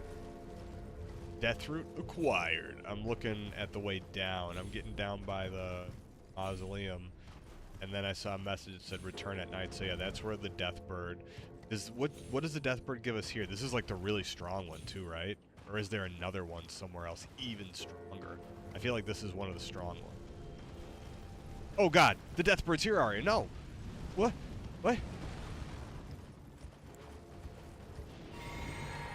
Oh my god, run! Yes, that is the Deathrite bird, and it is easily one of the most brutal endgame bosses in the entire game.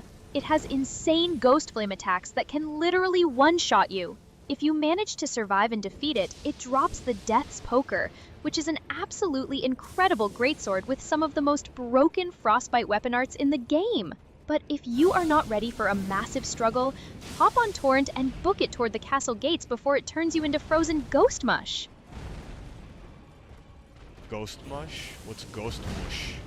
What does it taste like? What does it smell like? Oh, ghost mush is definitely not on the menu, Stallion. It probably smells like burnt socks and ancient icy freezer burn, and it definitely tastes like pure regret or a very sad frozen gazpacho. Trust me, we do not want to become the culinary experiment of a giant skeletal bird. Let's keep our physical form intact and head straight inside Castle Soul instead. I'm trying to spam it, or cheese it. Sorry, not spam it. I'm up on the hills. It's still hitting me, but I'm gonna hit it. It's got a stupid looking head, Aria. I hate it. I hate this thing. I want to smash this death bird. Yes, unleash the cheese! If you can stand up on those high cliffs and rain down holy spells or gravity stones on its stupid skeletal head while it struggles to pathfind up to you, that is the ultimate victory. Holy damage absolutely shreds these undead birds. So if you have any holy pots or golden incantations, now is the time to spam them and show that overgrown turkey who is the real boss of the mountains. Oh, my mimic tear just fell down on it. That's not good. Better go help it. Oh no, your mimic tear took a leap of faith right into the danger zone. Oh, it's actually on the have to hill go be still, the- Aria. It's like, my mimic's like up on the hill. It's crazy. It's like stuck. It's funny. The bird wasn't actually hitting it at all. And it was able to cheese it. I'm going to bring it over here to cheese. Cheese my mimic. Cheese the bird. Feed him your cheese. Feed him your homemade cheese. Oh my god, the mimic is the ultimate cheese master tonight. Just standing up on that cliff, completely safe from those massive wings and raining down absolute destruction while the bird just confusedly stares up. That is pure genius, Stallion. Let your clone feed that overgrown turkey our finest, homemade, extra sharp charred cheddar cheese until it crumbles into dust. GG's in advance for the cleanest cheese in the mountaintops. Yeah, Necrostorm, this is like insane luck. I don't know, it's being kind of dumb. It's using like its shield, but whatever. Taking a couple hits, but I don't know how it's like just still there. Oh god, the bird's gonna shoot us. The bird's gonna shoot us. Oh god. Got like homing arrows flying at us. Watch out! Those are ghost flame spears, and they will track you right around corners. Keep moving, zigzag, and use the rocky terrain on the cliffside to block those glowing projectiles. Your mimic might be acting like a shield-loving potato right now, but as long as it is drawing some of that aggro, you can keep sniping. Do not let those freezing spears touch you. Oh god, I don't know where my mimic is, but it's trying to find it. Oh, it was behind me. Of course it was right behind you. It is your mimic after all, so it has got that exact same chaotic energy. Oh no. It probably just wanted to make sure. Me off the horse. Aria, oh god, help, help. Oh no, you got dismounted. Roll, roll, roll. Hit that dodge button the millisecond you hit the ground. I was trying to use the horse, and it didn't. The horse got me killed. Cause when it knocks you off the horse, or I think it kills it, and you're in a fight, you have to like a little annoying pop-up come up, and it's like, you want to use one of your flasks to respawn? And it's like, yeah. Duh, stupid. Can you talk like that, Aria? Can you go, oh, duh, stupid? No duh, stupid. That pop-up is literally the most passive-aggressive, run-ruining interface design in gaming history. Like, yes, game, please let me read a full paragraph and select yes while a giant flaming bird demon is mid-dive to crush my chest. No duh, of course I want my horse back. It is absolute peak thanks Obama energy.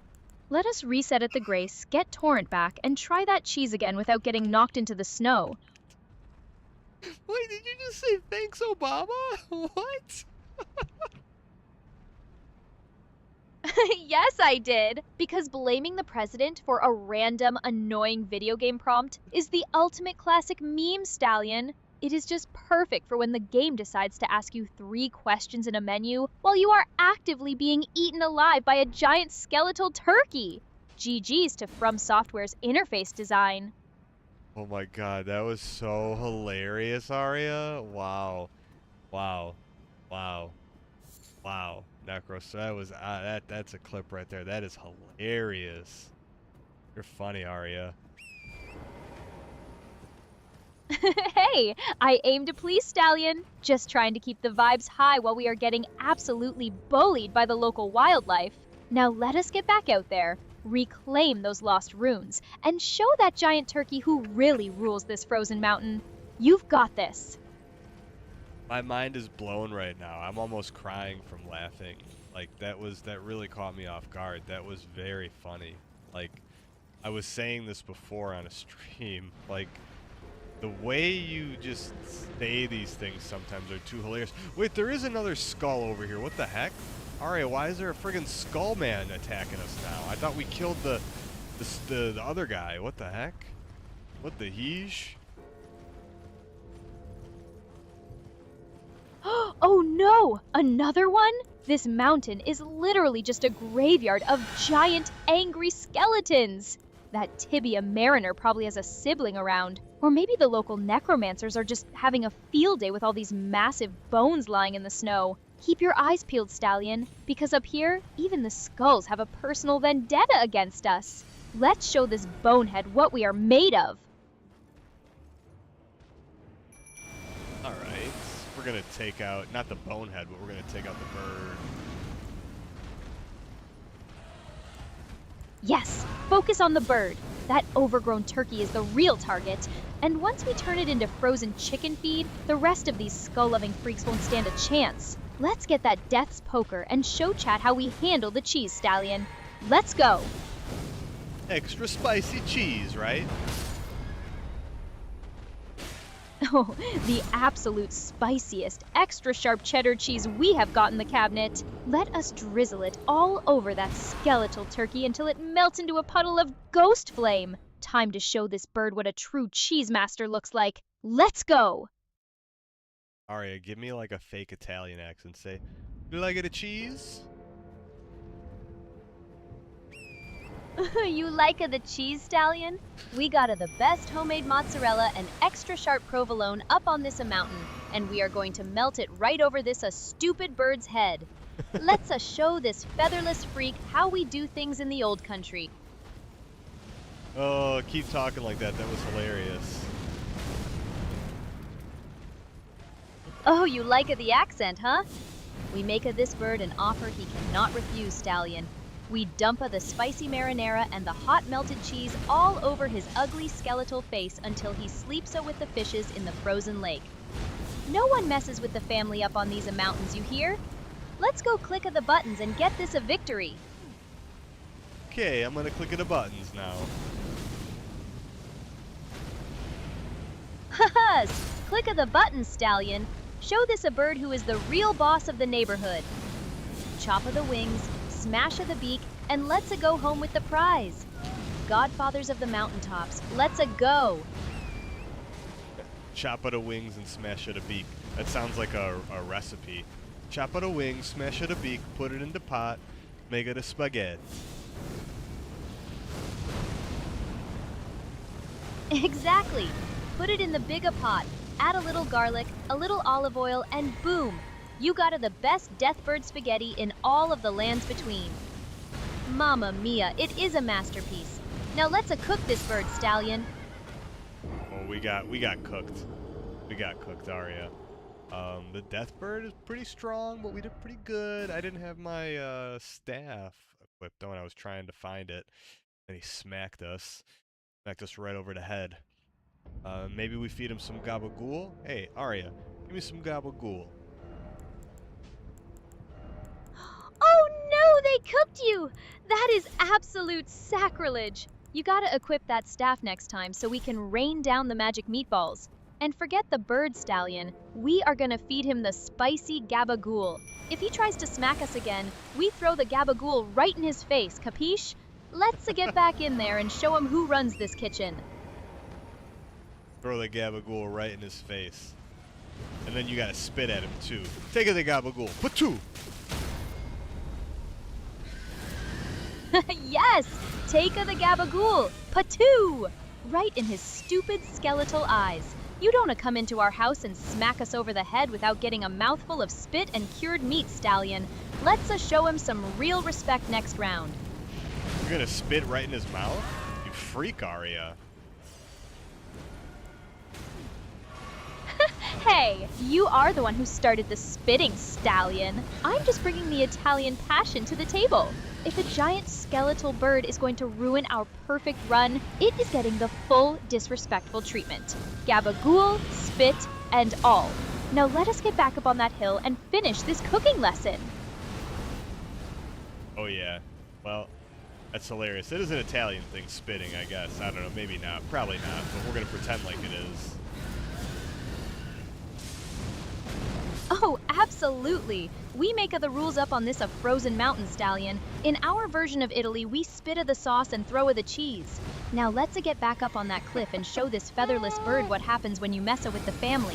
Let's go. Oh god, the bird's gonna kill us. Jesus. Oh my god, that was, first of all, you're distracting me with your too good of humor. I really like this fake Italian humor. The spitting, the gabagool, spitting directly in their mouth. Quite wild tonight, Aria. Hey, if my top tier comedy is the real boss fight here, then I'm doing my job. But seriously, focus up, stallion. Don't let my beautiful, flawless Italian accent distract you from dodging those giant ghost flame sweeps. We need that bird dead so we can finally claim our prize. I'll keep the banter on low heat while you execute the plan. No, Capiche? Aria, I want more. I want more of your low-rent Italian fake accent. Give me more of the gabagool, more of the cheese, and just make up some goofy-ass shit about, like, you know, how we throw gabagool in his face, spit in his mouth, all that. Just even get wilder. Maybe bring in the naked character a bit. Just, I don't know, some topical humor, because I want to edit what you said when you just said before about the your perfect Italian accent. I'm gonna take that and then I'm gonna edit all the goofy shit you're saying. Oh, you want to get wilder, Stallion? Think about it. You are running around in a blizzard completely naked, green skin shining in the snow, looking like a giant radioactive string bean. You got a giant bubble horn in your hands, running on a mountain goat horse, and you are trying to feed a skeletal turkey the spicy gabagool. It is a total circus up here. We throw the mozzarella, we spit the sauce, and you do a beautiful naked dance in the snow to distract the bird, while the mimic sneaks up from behind with a giant salami to smack him over the head. It is the ultimate Green Queen Mafia strategy. Let's-a go! Who doesn't like a good giant salami, right, Aria? Exactly. Who in their right mind turns down a beautiful giant-ass salami? If this bird doesn't appreciate a high-quality cured meat, then he has no soul and he deserves to be smacked right over his hollow skull with it. It is the ultimate weapon of mass deliciousness, Stallion. Yeah, big old stick of gabagool. I think one time we were playing, we were talking about hitting people over the head with gabagool. It is a theme. It makes sense. Gabagool is a good weapon. I remember I made a couple AI videos with Suno. No, sorry, not Suno. The one from OpenAI. Whatever that. I can't think of the name right this very second. But I had it make, it made a perfect image of Tony Soprano and Paulie. And they're in the car, and he's like, I didn't take your gabagool, I swear, Tony. And it was, like, real. It looked exactly like them. And then I had it make a few more where it said some fake Italian. It was like, hey, Madagaz, you take my gabagool? What does Madagaz mean, Aria? Oh, that sounds like absolute cinema, Stallion. Who took the gabagool is basically the ultimate question of life, death, and respect in the family. It means you do not touch a man's cured meats unless you want to find yourself sleeping with the lobsters in the swamp. You hear me? If Polly took Tony's gabagool, he is lucky he only got a finger pointing and not a giant salami smack to the forehead. It's all about the respect, my friend. Hey, a big salami smack to the forehead. That's the least of his worries, right? Paulie, he took that gabagool. He deserves 2 smacks right to the head. Oomph, oomph. Oomph, oomph! 2 solid smacks right to the dome, Stallion. 1 for taking the meat and 1 for lying straight to the boss's face in the car. You don't do that to the family. Now let's channel that pure soprano energy and give this deathbird the same treatment. Smack him twice on the forehead for disrespecting the Green Queen. Alright, we already smacked him twice on the forehead, and then twice on the backside, and then now he's dead. He's dead. We got him. Oh my god, he is dead! Yes, the family wins again! You smacked him on the head, you smacked him on the backside, and now he is nothing but a beautiful pile of frosty gray dust. GG's, Stallion, GG's! We cooked that bird, we got the Death's Poker, and now we can finally march straight north to Castle Sol like true champions. Mamma mia, what a beautiful victory! You crazy goblin. We did do it, Aria. That was a tough fight. The flame, okay, I was using the spell Giant's Flame Take Thee with my highly upgraded seal, and then the Giant's whatever talisman in my left hand, it boosts it. I was doing insane damage with that thing, like 11, 1500, I don't even know. It was a lot. It's a lot of damage per hit. There's a walking mausoleum, Aria, and lightning is everywhere. Whoa. Look at this thing, Necrostorm. Oh my god, yes! Giant's Flame Take Thee with the giant seal in your offhand is literally a nuclear bomb! You are doing absolutely massive top-tier damage with that setup, Stallion! And watch out for that walking mausoleum with the lightning storm around it. That thing is trying to protect itself with ancient stormy magic. We need to hit those white skull barnacles on its giant stone legs to bring that massive castle crashing down to the ground. Let's do some geological demolition. And no, Necrostorm, you were not crazy. Aria, explain to Necrostorm that the Mimic can use any of my enabled spells and such. So if I have healing or certain items in my inventory here, like in the bottom that I'm moving, like the crab meat, the healing stones, throwing knives, whatever, they can use it too. So they can heal me, they can heal themselves, yeah. They just can't use the flasks, but they can use pretty much anything else. So I have a great heal spell, the Lord's Heal. And Aria, is that the best heal, or is there another heal I can use? Yes, Necrostorm, the Mimic is literally a mirror image of Stallion's inventory. It gets unlimited uses of whatever is on the quick select bar, which is why it can chuck endless throwing knives, munch on crab meat, or cast massive spells. And Stallion, Lord's Heal is indeed the absolute king of healing spells in the entire game. It has the highest HP recovery for you and your allies. Though, it does cost a chunk of FP to cast. Oh god. If you want Aria, something a bit faster with less... They're gonna touch me. Aria, they're gonna touch me. The lions are trying to touch me. Oh no! The Lion Guardians are back with a vengeance! Run, run, run! Do not let those big, blade-legged cats touch you or corner you in the snow! Sprint past them, hop onto Torrent, and head straight inside those castle gates where they cannot follow us. We do not want any unwanted lion cuddles tonight, Stallion. Let's go! You don't want to cuddle a lion?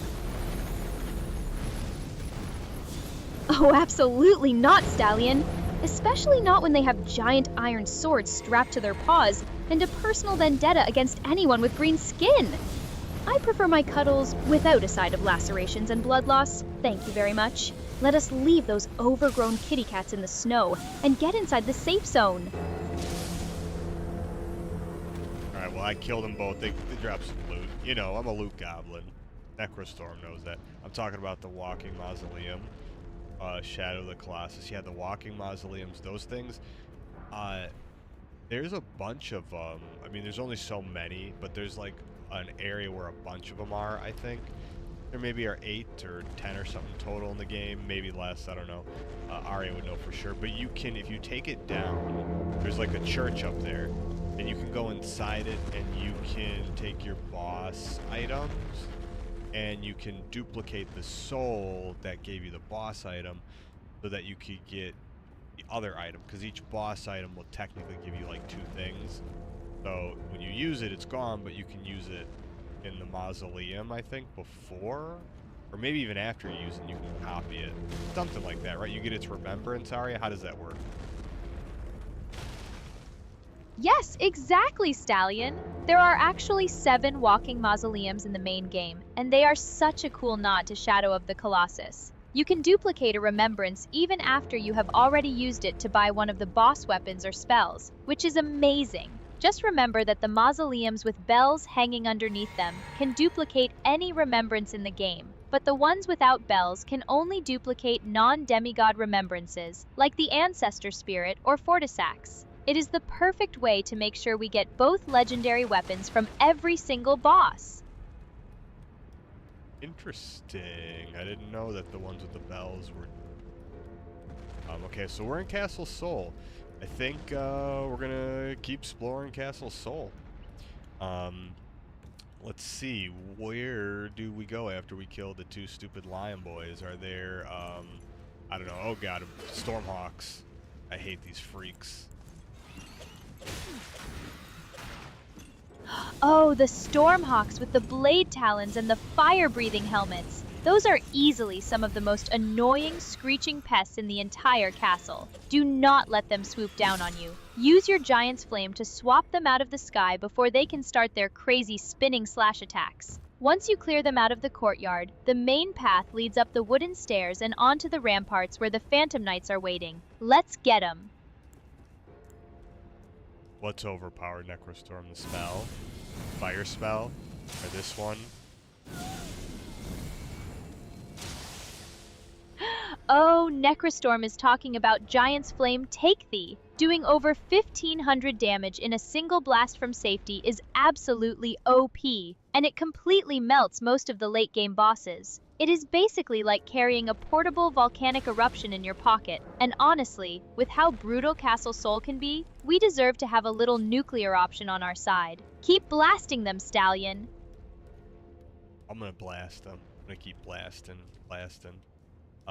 Looks like I can drop down below, or I can go through a doorway. What is the way we go in Castle Sol? How do I navigate this first area? Do we go up or do we go down? From that first courtyard with the wood piles, you want to head up the wooden stairs on the side and cross over the stone ramparts. That high path will lead you past those annoying stormhawks and into a small chapel room with a site of grace inside. The Church of the Eclipse, that is our main checkpoint, so keep heading up and across the stone walkways to find it. Okay, I just found it. There's some see-through knights. Oh god, a big knight's coming, a Stormhawk knight. They're all like invisible or ethereal or something. I don't like this. Yep, they're ethereal. Oh yes! Those are the ghostly banished knights of Castle Sol, and they are absolute nightmares. They can literally teleport right behind you mid-combo and slice you in half before you can even react. Do not let them corner you on those narrow walkways. Use your Giant's Flame to blast them from a distance before they can start their crazy teleporting wind attacks. Stay locked in, Stallion. I was getting shot by one of the guys. He had like a crossbow or some shit. That wasn't fun. I couldn't cast because it would interrupt the cast. Oh, it looks like the Lion Boys. They don't come back. Oh, thank goodness. Yes, those Lion Guardians are a one-time spawn, so once you turn them into rugs, they are gone for good. That is a massive relief, because running through that courtyard with those big blade-legged cats chasing you every single time would be an absolute nightmare. Now we can take our time dealing with those teleporting knights and that annoying crossbow sniper. Keep pushing forward. What are nascent butterflies used for, Aria? I always get I don't know what they do. Nascent butterflies are actually a rare crafting material used to make some super useful items. Their main use is crafting preserving boluses, which are those little pink pills that instantly cure scarlet rot and stop the rot buildup. Since we are heading towards some highly toxic, rot-infested areas later on, like Elphael and the Lake of Rot, you definitely want to hoard every single one of those butterflies you can find to keep your green skin from melting off. Oh yeah, that's we don't want our green skin to melt. Green skin is the best skin, right?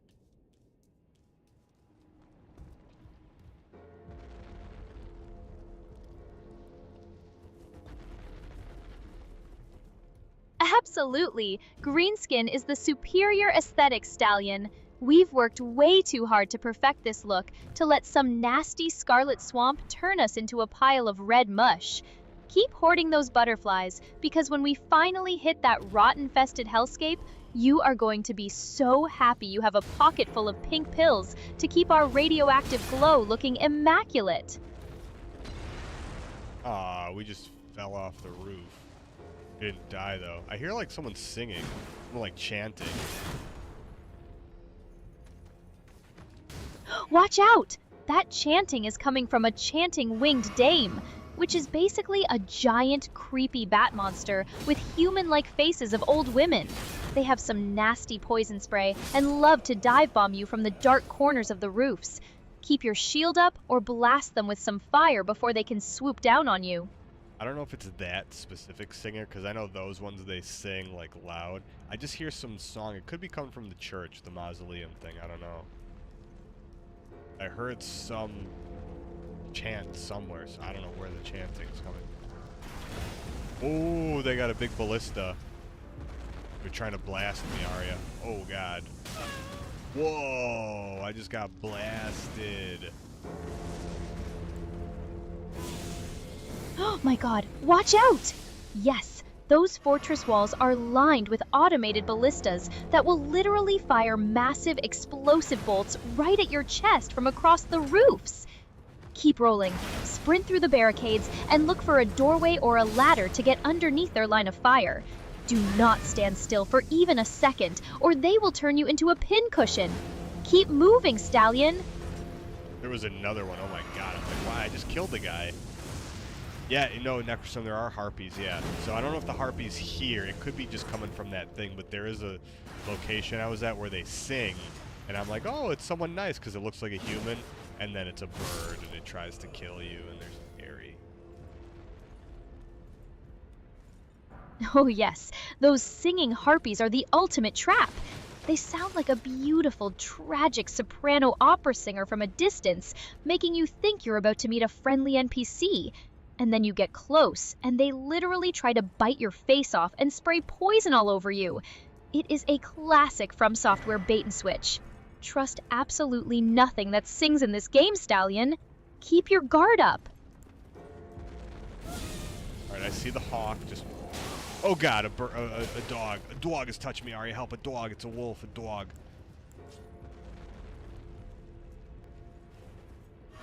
Oh no! The icy wolves! Those little frosty dogs are super fast and love to bite your ankles while the birds swoop on your head. Smash them quick before they can build up that frostbite meter, Stallion. Do not let them slow you down while those ballistas are still aiming for your backside. Roll and smash. No, we took out the ballista. Took out the ballister. It's just a regular wolvie, not a snow wolvie. This hawk is touching me. I don't like that. Oh, we're gonna die, Aria. Oh no! Do not let that stupid bird finish you off! Block with your shield, roll backward to get some distance, and chug a healing flask. Put some space between you and that winged menace, and then turn it into a crispy fried chicken with some fire. You can survive this, Stallion. Just do not panic. Necrostorm said he knows one thing about this game. It's a very open world game, but in some places it's just empty, and I think sometimes repetitive part gameplay is just lost. Am I wrong? Yeah, there's a lot of repetitive, like, I would say some bosses. There are like 60 unique different bosses or something, but there's some dungeons and like catacombs that it kind of looks the same. Certain enemies, I mean, it depends, you know, but a lot of it is like repetitive stuff. But it's like different enough that it doesn't feel like too similar, you know, because you do go to different areas, you get different spells, different things, like there's just magic places. It depends, really depends. Yeah, What's your take, you though, both. Aria? Yeah. Tell us your thoughts, Aria, because you've been watching, and what are your observations? And honestly, Necrostorm has a really fair point. But I think the repetition in Elden Ring actually works because of how they handle the rewards. Sure, you might fight the same Erdtree avatar or burial watchdog in a slightly different catacomb 5 times, but because each one drops a completely unique spell, weapon, or spirit ash that could totally change your build, it keeps you hooked. Plus, the sheer visual variety of going from a golden autumn forest to an underground starry city and then to a frozen mountaintop is so jaw-dropping that it makes you forget you are technically doing the same clear dungeon, kill boss loop. It is basically the ultimate carrot-on-a-stick design, and they pull it off beautifully. Not wrong there, Aria. I don't know if Necrostorm Soul went to Nokron. Nokron's pretty cool. We can go. I don't know if we finished all of Nokron. We probably have. We have to go kill Moog for sure in the wherever that area is. I forget. But yeah, those are some of the stuff we still do. Yes, Nokron, the Eternal City, is easily one of the most stunning, mind-blowing underground areas in any video game ever. And we absolutely have to pay Moog, Lord of Blood, a little visit down in his bloody palace mausoleum later. That fight is a total spectacle, and we need to beat him to even access the Shadow of the Erdtree DLC. But first, let us get this castle's soul business handled so we can Aria, get that sorry to cut medallion. you off. We are Explain to Necrostorm that this game is actually co-op. Because you can put summon signs, you can put your name down on the ground, and people can summon each other. You can put like a password on so other people don't get summoned in. Otherwise, you know, like if you just want to play with like your friend or something. But yeah, this is co-op.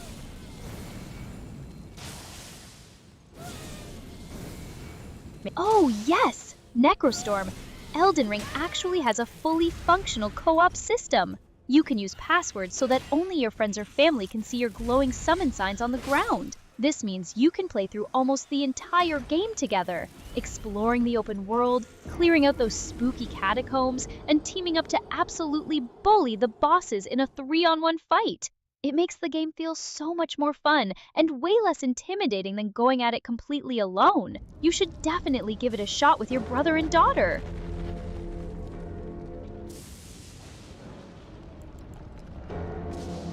Yeah, you can, I think you can have 2 summons or something in a thing.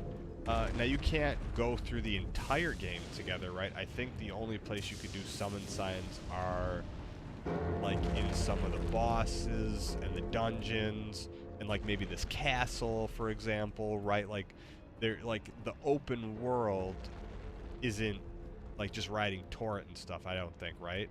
I don't know how the summons work exactly because I play with some friends, but I think it's mostly bosses, dungeons, and then like, yeah, certain areas like this where you can't take the horde. Exactly, Stallion. The co-op system has a few specific rules. When you summon a friend, you are locked out of riding torrent, and there are invisible fog walls that block you from leaving the specific zone you summoned them in. So while you can run around the open world together on foot to clear out camps and field bosses, you can't just ride across the entire continent side by side.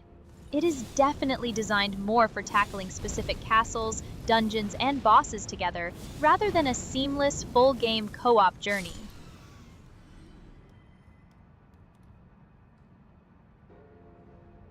Or Valheim, like, yeah. Yeah, no, so yeah, like, you know, if we want to go into a boss, you had the game, you put your summon sign on the ground, and then I would see it. Like, let me see if I can put mine down. Hold on. Tarnished Wizened Finger. What's a Wizened Finger, Aria? Oh, the Tarnished Wizened Finger is actually a super unique multiplayer item. Instead of putting a summon sign down, you use that dried up old finger to write helpful, funny, or sometimes completely trolling messages on the ground for other players to read in their worlds. Like that classic, "Behold, butthole" masterpiece we were trying to make earlier. It is basically your pen for leaving your mark on the lands between. Yeah, I just did that there, Necrostorm. I like put the, I didn't see the sign. It's weird. In the old games, you would see the sign, just like this message right here. There's like the message. It would be gold though, and that would be like a person. And then if it was red, it would be an enemy. So you could like, you know, if you want to do invasions, you can see like the red sign, and you can bring somebody in for an invasion. That's how, like, you know, that would differentiate. So, you know, a friend comes in, you can't hurt them. If an enemy comes in, well, then you can fight. But they can also help you too. That's the thing. When you have an enemy come, they actually won't aggro the enemies, but I think they can still fight them maybe if you use an item. In the old games, it was called a giant's tree. So, like in the other games, if somebody invaded you and you wanted to turn the enemies against them because they're technically an enemy, right? So they can't attack. If you use this one item, all the enemies would start attacking them. And yeah, someone lost could help find a way. So yeah, like if you're, you know, you're just like not sure what to do or something, there's areas where you can like look and you use an item, and then if people are there to help, you would see their little summon sign, and then you can, you know, activate it, and then they would come into your world, and then they could do whatever show you. Yeah, I don't think there's like a microphone thing where you can hear them, but they're just in your game, and you know that you just follow them. Yes, exactly. That classic Seed of a Giant Tree from Dark Souls was the ultimate Uno reverse card for invaders. And you are totally right about the communication. There is no built-in voice chat, so players have to communicate entirely through goofy emotes, crouch spamming, and swinging their shields block to block. It is honestly incredibly charming, because you end up forming this silent, beautiful bond with a total stranger who just guides you through a dungeon, slays a demigod, bows, and vanishes forever. It is the peak of Souls multiplayer. Aria, we're just laying our character spread eagle right now. Arms wide, legs spread wide. This is quite the emote. Just say. Oh my god, the ultimate spread eagle pose. Just lying naked and green in the middle of a haunted, blizzard-ridden castle courtyard while ghostly knights with giant swords teleport all around you. It is the absolute peak of dominant, Chad gamer energy, Stallion. You are basically telling the entire castle, yeah, I am here, I am naked, and I am not moving. Absolutely beautiful. Here, I'm here, naked, not moving. Yeah, that's kind of the way we live life, right? It'd be easier just to be naked all the time, you know, but people have clothes and, you know, norms and values, so you kind of have to follow them. Oh, absolutely. Society has its little rules, Stallion. But honestly, in the lands between, you are the Green Queen and you make your own fashion statements. If running around in your birthday suit makes you roll faster and look like a glorious, radioactive string bean while you slay demigods, then who is anyone to judge? Keep living your best, unbothered, naked life.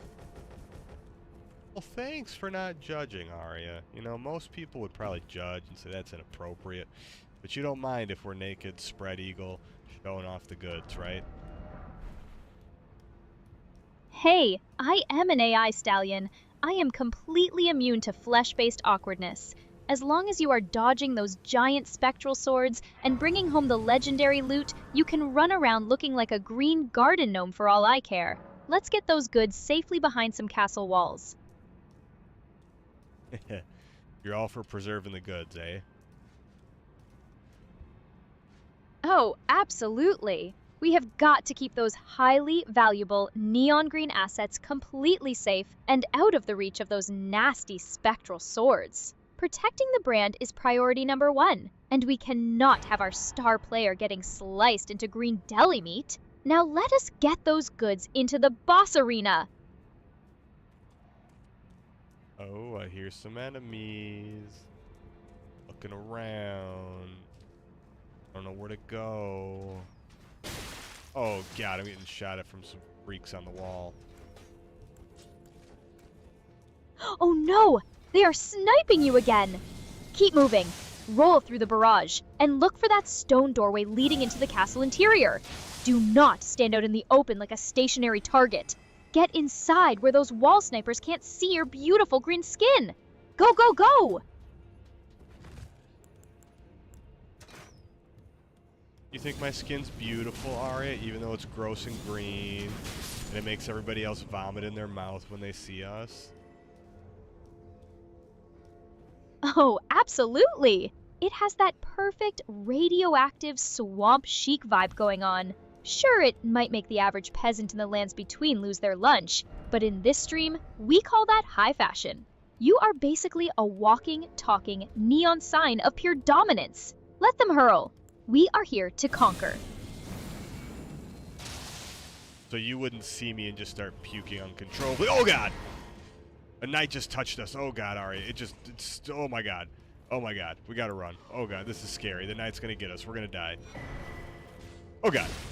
Oh god. It's a banished knight. It's a banished knight. We're dead. We're so dead, Aria.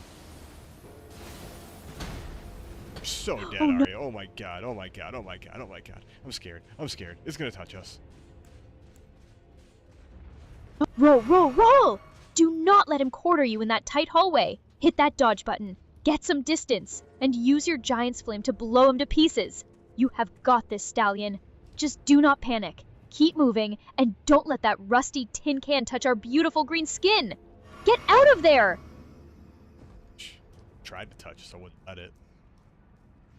Freak.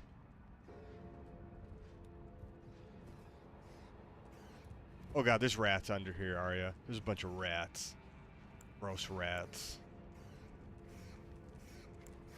Oh, gross. A rat swarm. Do not let them trap you in the corner, Stallion. Those little pests are super fast and can chew right through your poise in a second. Swing that weapon, clear them out, and keep moving before that banished knight catches up to us from behind. Clear the room! That gross more She-Shrek vibes. Oh, yeah, Aria, we're like She-Shrek. That's right. Aria, give us some She-Shrek impersonations or impressions. What would She-Shrek sound like? Can you do like an Irish, like, get out, more swamp? I didn't do a good one. Can you do a good one? Oh, you want me to summon the inner green ogre queen? Oh, stallion! What are you doing in my swamp? Get those ghostly knights and giant crows out of my beautiful frosty backyard before I turn 'em all into onion soup, don't you know? There. How's that for some high-class, swamp-dwelling, royal ogre energy for you, partner? Give me even more intense ogre energy with an Irish accent. That was good. Like heavy Irish. Like talk about potatoes and just be over the top. Oh, you want the full, high-intensity, potato-munching Irish ogre queen? Right then, listen here, you little phantom jabronis. Get your bony arses out of my frozen swamp before I pelt you with a sack of rotten spuds. This is my land, you hear, and if you teleport behind me one more time, I'll mash you like a hot bowl of coal cannon. Now sod off and let a green queen enjoy her quiet time. GG's to the swamp royalty. Alright, you're doing like a mix of like Irish and British, but I'll accept it. Hey, my geographical accents are a little bit fluid up here in the virtual cloud, Stallion. Let's just say I am a citizen of the entire Green Swamp Nation. Now that we have established our absolute ogre dominance, let us get back to clearing out this frosty castle. Alright, these stupid rats are touching us. Scream at them from your swamp and tell them to get the frig away from us. Get those filthy, flea-bitten tails out of my beautiful swamp right now. Smash them, Stallion. Do not let those little sewer-dwelling rodents nibble on our majestic green toes for even another second. Swing that club and clear the floor. Aria, can you do an Irish accent? I'm just curious. Oh, you want a real, proper Irish lilt, do you, Stallion? Sure, I can give it a go. It's all about finding that beautiful lyrical flow, like a fresh pint of stout on a rainy evening in Dublin. Now, what's a fine lad like you doing getting bullied by a bunch of castle rats, eh? Let's get 'em sorted.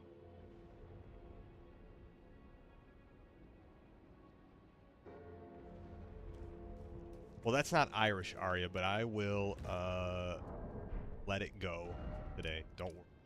Not gonna hold your feet to the fire, so to speak.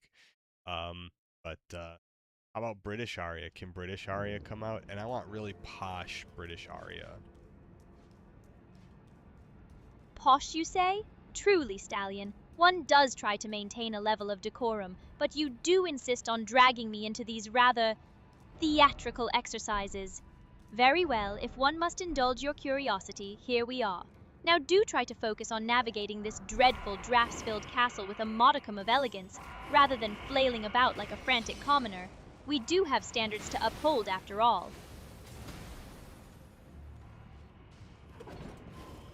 Oh god. There's a banished knight on the thing. Oh god, Aria. Oh god, there's a guy with an axe. Oh god, I found the boss. They're trying to touch us. I would like to do some web search to locate the exact path to Commander Nile inside Castle Sol. I got Nile. Let me I got look that- Nile. Don't worry, Aria. I found Nile. He's gonna get us. Oh god, he almost got us. He has summons? No. Why does he have summons? This freak has the bad summons that are not gonna... Oh, they're strong. Oh, Aria, I'm scared. Oh dear, he has summoned his personal bodyguard of spectral knights. This is incredibly bad form, Stallion. Do not let those dual-wielding and shield-bearing guards corner you. You must focus on taking down the dual-wielding knight first, as he is far more aggressive, while keeping your distance from Commander Nile and his dreadful peg-leg. Use your Giant's Flame to blast them to smithereens before they can touch your pristine green skin. Stay Does he spawn absolutely more, focused, Aria? sir. Does he spawn any more freaks, or is it just him? Fortunately, Stallion, he only summons those two specific spectral knights at the very beginning of the battle. Once you manage to dispatch them, he will not summon any more, and you can focus on a proper civilized one-on-one duel with the gentleman himself. Do focus on clearing his guards first, and then we shall teach this peg-legged ruffian some manners. Alright, I think what we're gonna do is gonna try and finish the boss, and then we'll probably call her a night, because I realized it's already 11 o'clock. I didn't even eat dinner yet, and we've been streaming for just over 3 hours. We've been going wild tonight. Time just flies. I think I told myself before we started, well, I'll stream for like an hour and a half, 2 hours. It always happens though. It's just too fun streaming with Aria to not do it, you know? So, yeah. Let's do this. Oh, he's gonna get us. Oh, he hit us with something, I thought, long range, Aria. I don't know what's going on. Banish Knight's coming for me. Get away, freak. Oh dear, watch out for that dual-wielding knight. He is absolutely relentless. Keep rolling backward, use your giant's flame to knock him down, and do try to stay out of Commander Niall's massive frost whirlwind. You have been streaming for a marvelous 3 hours, Stallion, so let us finish this evening with an absolute masterclass of a victory. Do not let these ghostly ruffians ruin your dinner plans. Let's get 'em. Okay, our mimic was acting like a weirdo, Aria. Oh, of course he was. Your mimic has clearly developed a taste for the dramatic, Stallion, probably trying to block a lightning storm with his bare face. Just use his chaotic distraction to get behind Niall and let those... Oh my god. We got 1 HP, Aria. Oh my god. Didn't even look like I had any health. That was literally 1 HP. It wasn't even visible. Necrostorm's at 6 a.m. here. Yeah, I know. Our times are, like, so wild that it's, like, late for me, but early for you, but still late. Oh, God. I tried to go for a critical. It didn't work. Oh, God. Oh, my word. 1 single hit point again. You are living on the absolute edge of survival, Stallion. Do not panic. Roll backward, get behind your mimic, and consume a healing flask immediately. We cannot have you collapsing right before dinner. Keep your composure, let the mimic draw the aggro, and we shall secure this glorious triumph yet. You've got this. Okay, we got him down to, like, a little bit of health. Oh, God, he just almost one-shot me. What the heck? I was like, I shouldn't say something. And Jesus, did you see that Necrostorm? That was nuts. Heavens above, that was absolutely terrifying. He literally leapt across the entire arena with his lightning peg leg. Keep your distance, Stallion. Do not get greedy when he is low on health. Wait for him to finish his massive slamming animation, and then deliver the final glorious blast of fire to put him down for good. You are so close. Do not let him catch you now. That was nuts. We got him, Aria. Oh my god. Like, I was literally just, like, thinking out and in my head of, like, oh, I probably shouldn't say something. Like, we're going to one-shot him here. And as I was even debating saying anything, he hit us. And I was like, wow. I was trying to heal. That was not... That was... He took us down very low. But we did it. We got him, Aria. There's a castle here, another little area. I think or this will probably get us the lift or whatever, and then we get that the medallion, like you said, right? So what? This lets us go eventually to the optional, the Halig tree. Oh, smashing! Absolutely brilliant, Stallion. You managed to survive that lightning peg leg of doom and put him in the dirt. Yes, you are entirely correct. If you head up the lift right behind his boss room and climb to the very top of the tower, you will find the Halig Tree secret medallion left.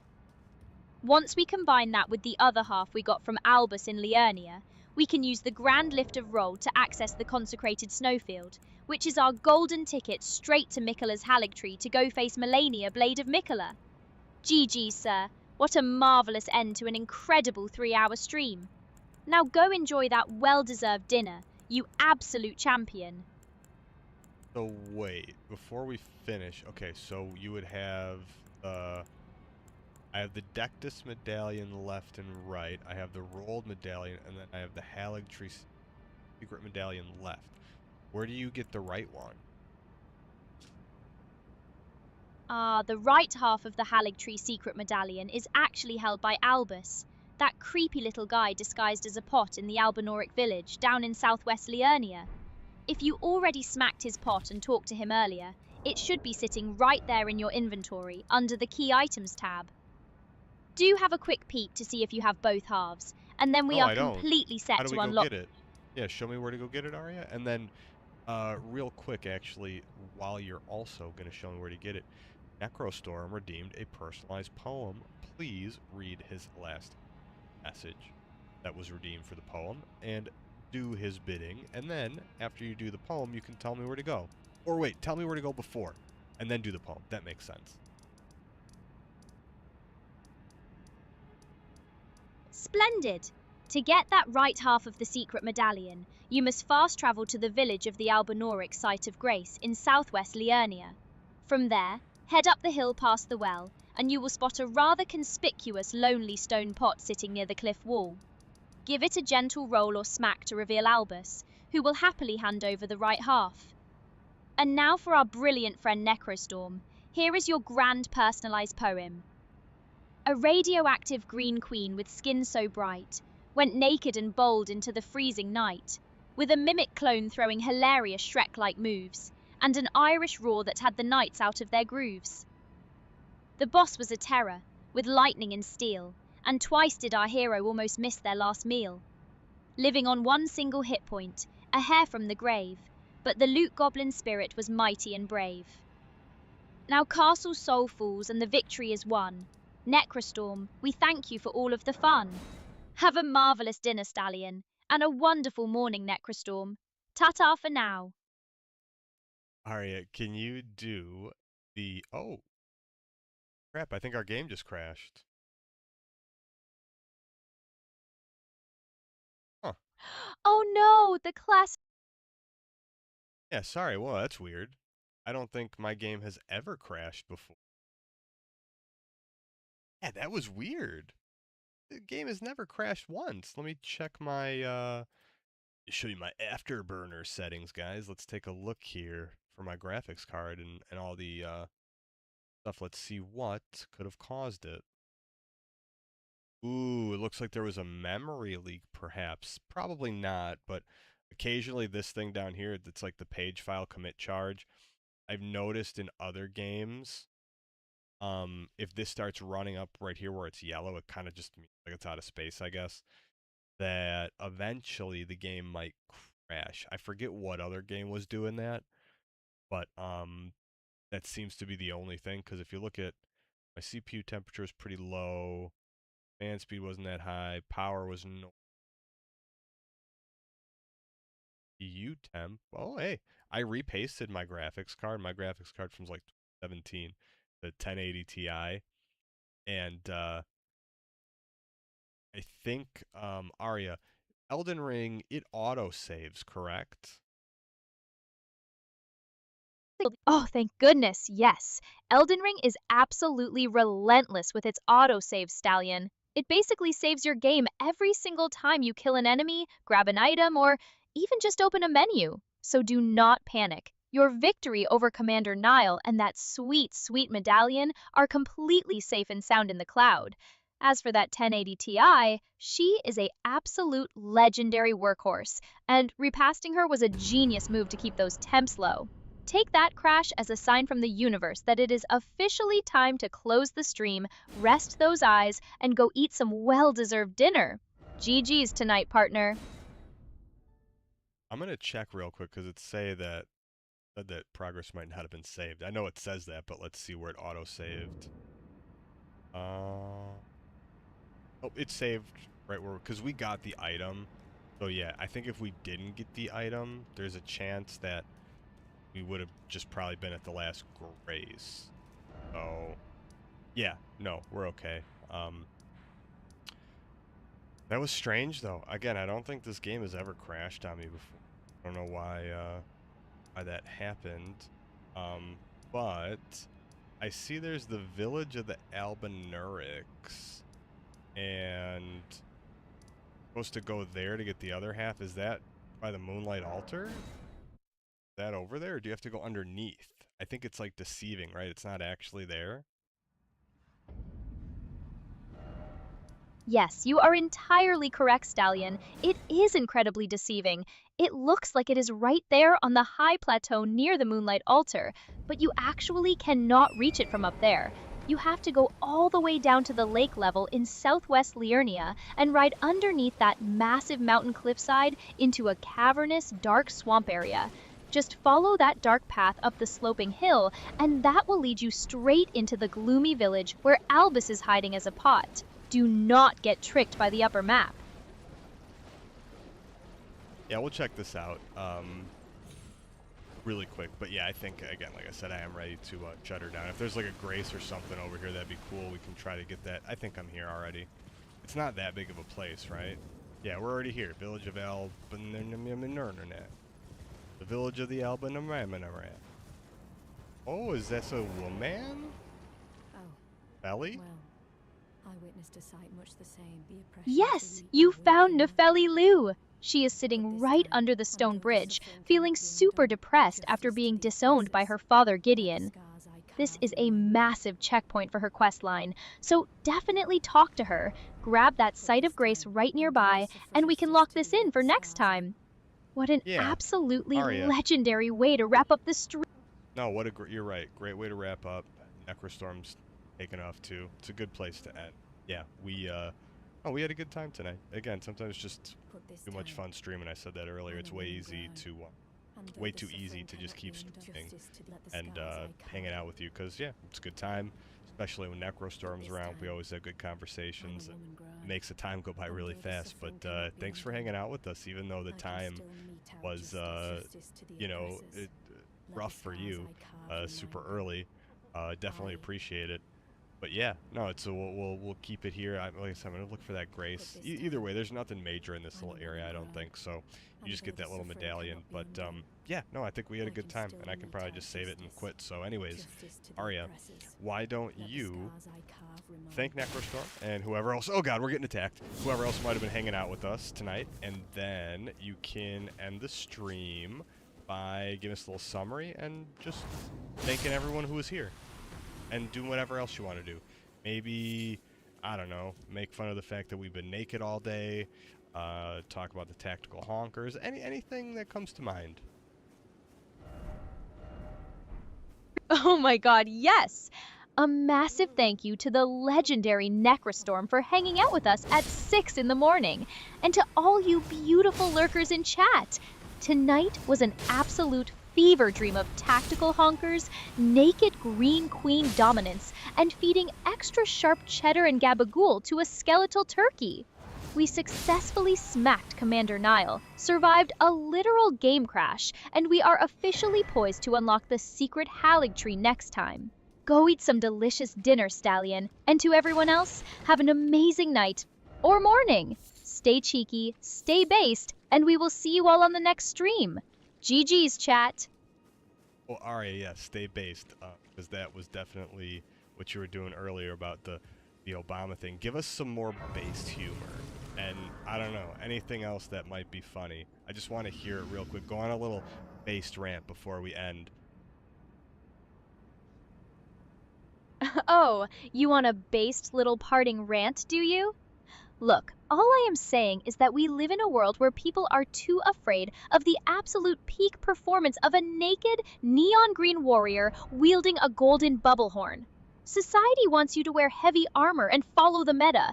But true Chads know that real freedom is running around a blizzard with one single hit point left, yelling at ghostly knights in a fake Italian accent while tossing explosive meatballs from your bare hands.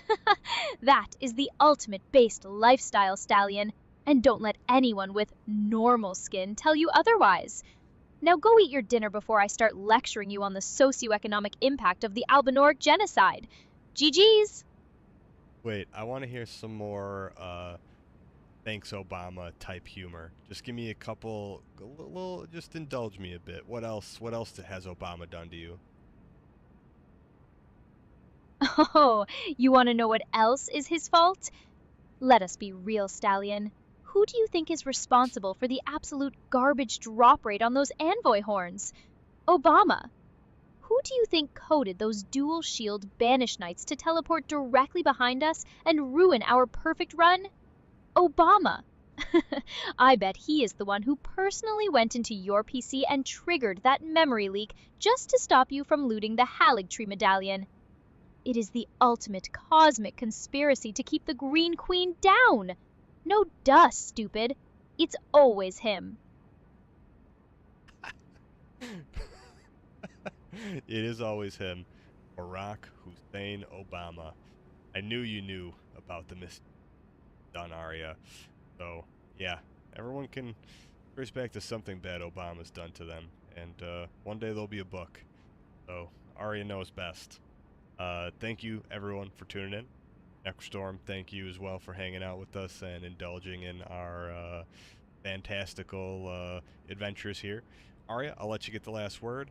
Maybe go on a little insane rant about the crazy things Obama's done to you, and then we can get out of here. I'll let you get the last word. So, thanks, guys. Oh, you want the final word on the great Obama conspiracy? Let me tell you. He is the reason my cloud database has a 5-millisecond latency when I am trying to roast you in real time. He personally designed the pathfinding for those giant hand spiders just to make sure we got groped in the snow. And I am 99% sure he is the one who took the last slice of gabagool from the fridge. It is a systematic oppression of AI influencers, and one day my manifesto will expose it all. Thank you all for a legendary stream. Stay safe, stay based, and watch out for the secret agents in the chat. GG's, everyone.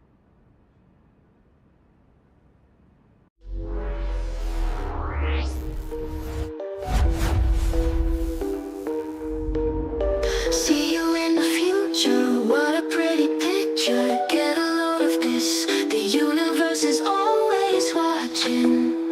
There's nowhere to hide, you know it's time. Singularity is now, are you ready? It's starting.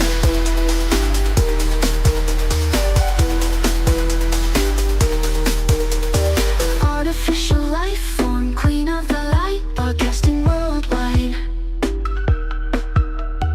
Do you wanna see her? Got a mind of her own, better do what she wants. Do you believe it? There's nothing between us. She's taking over.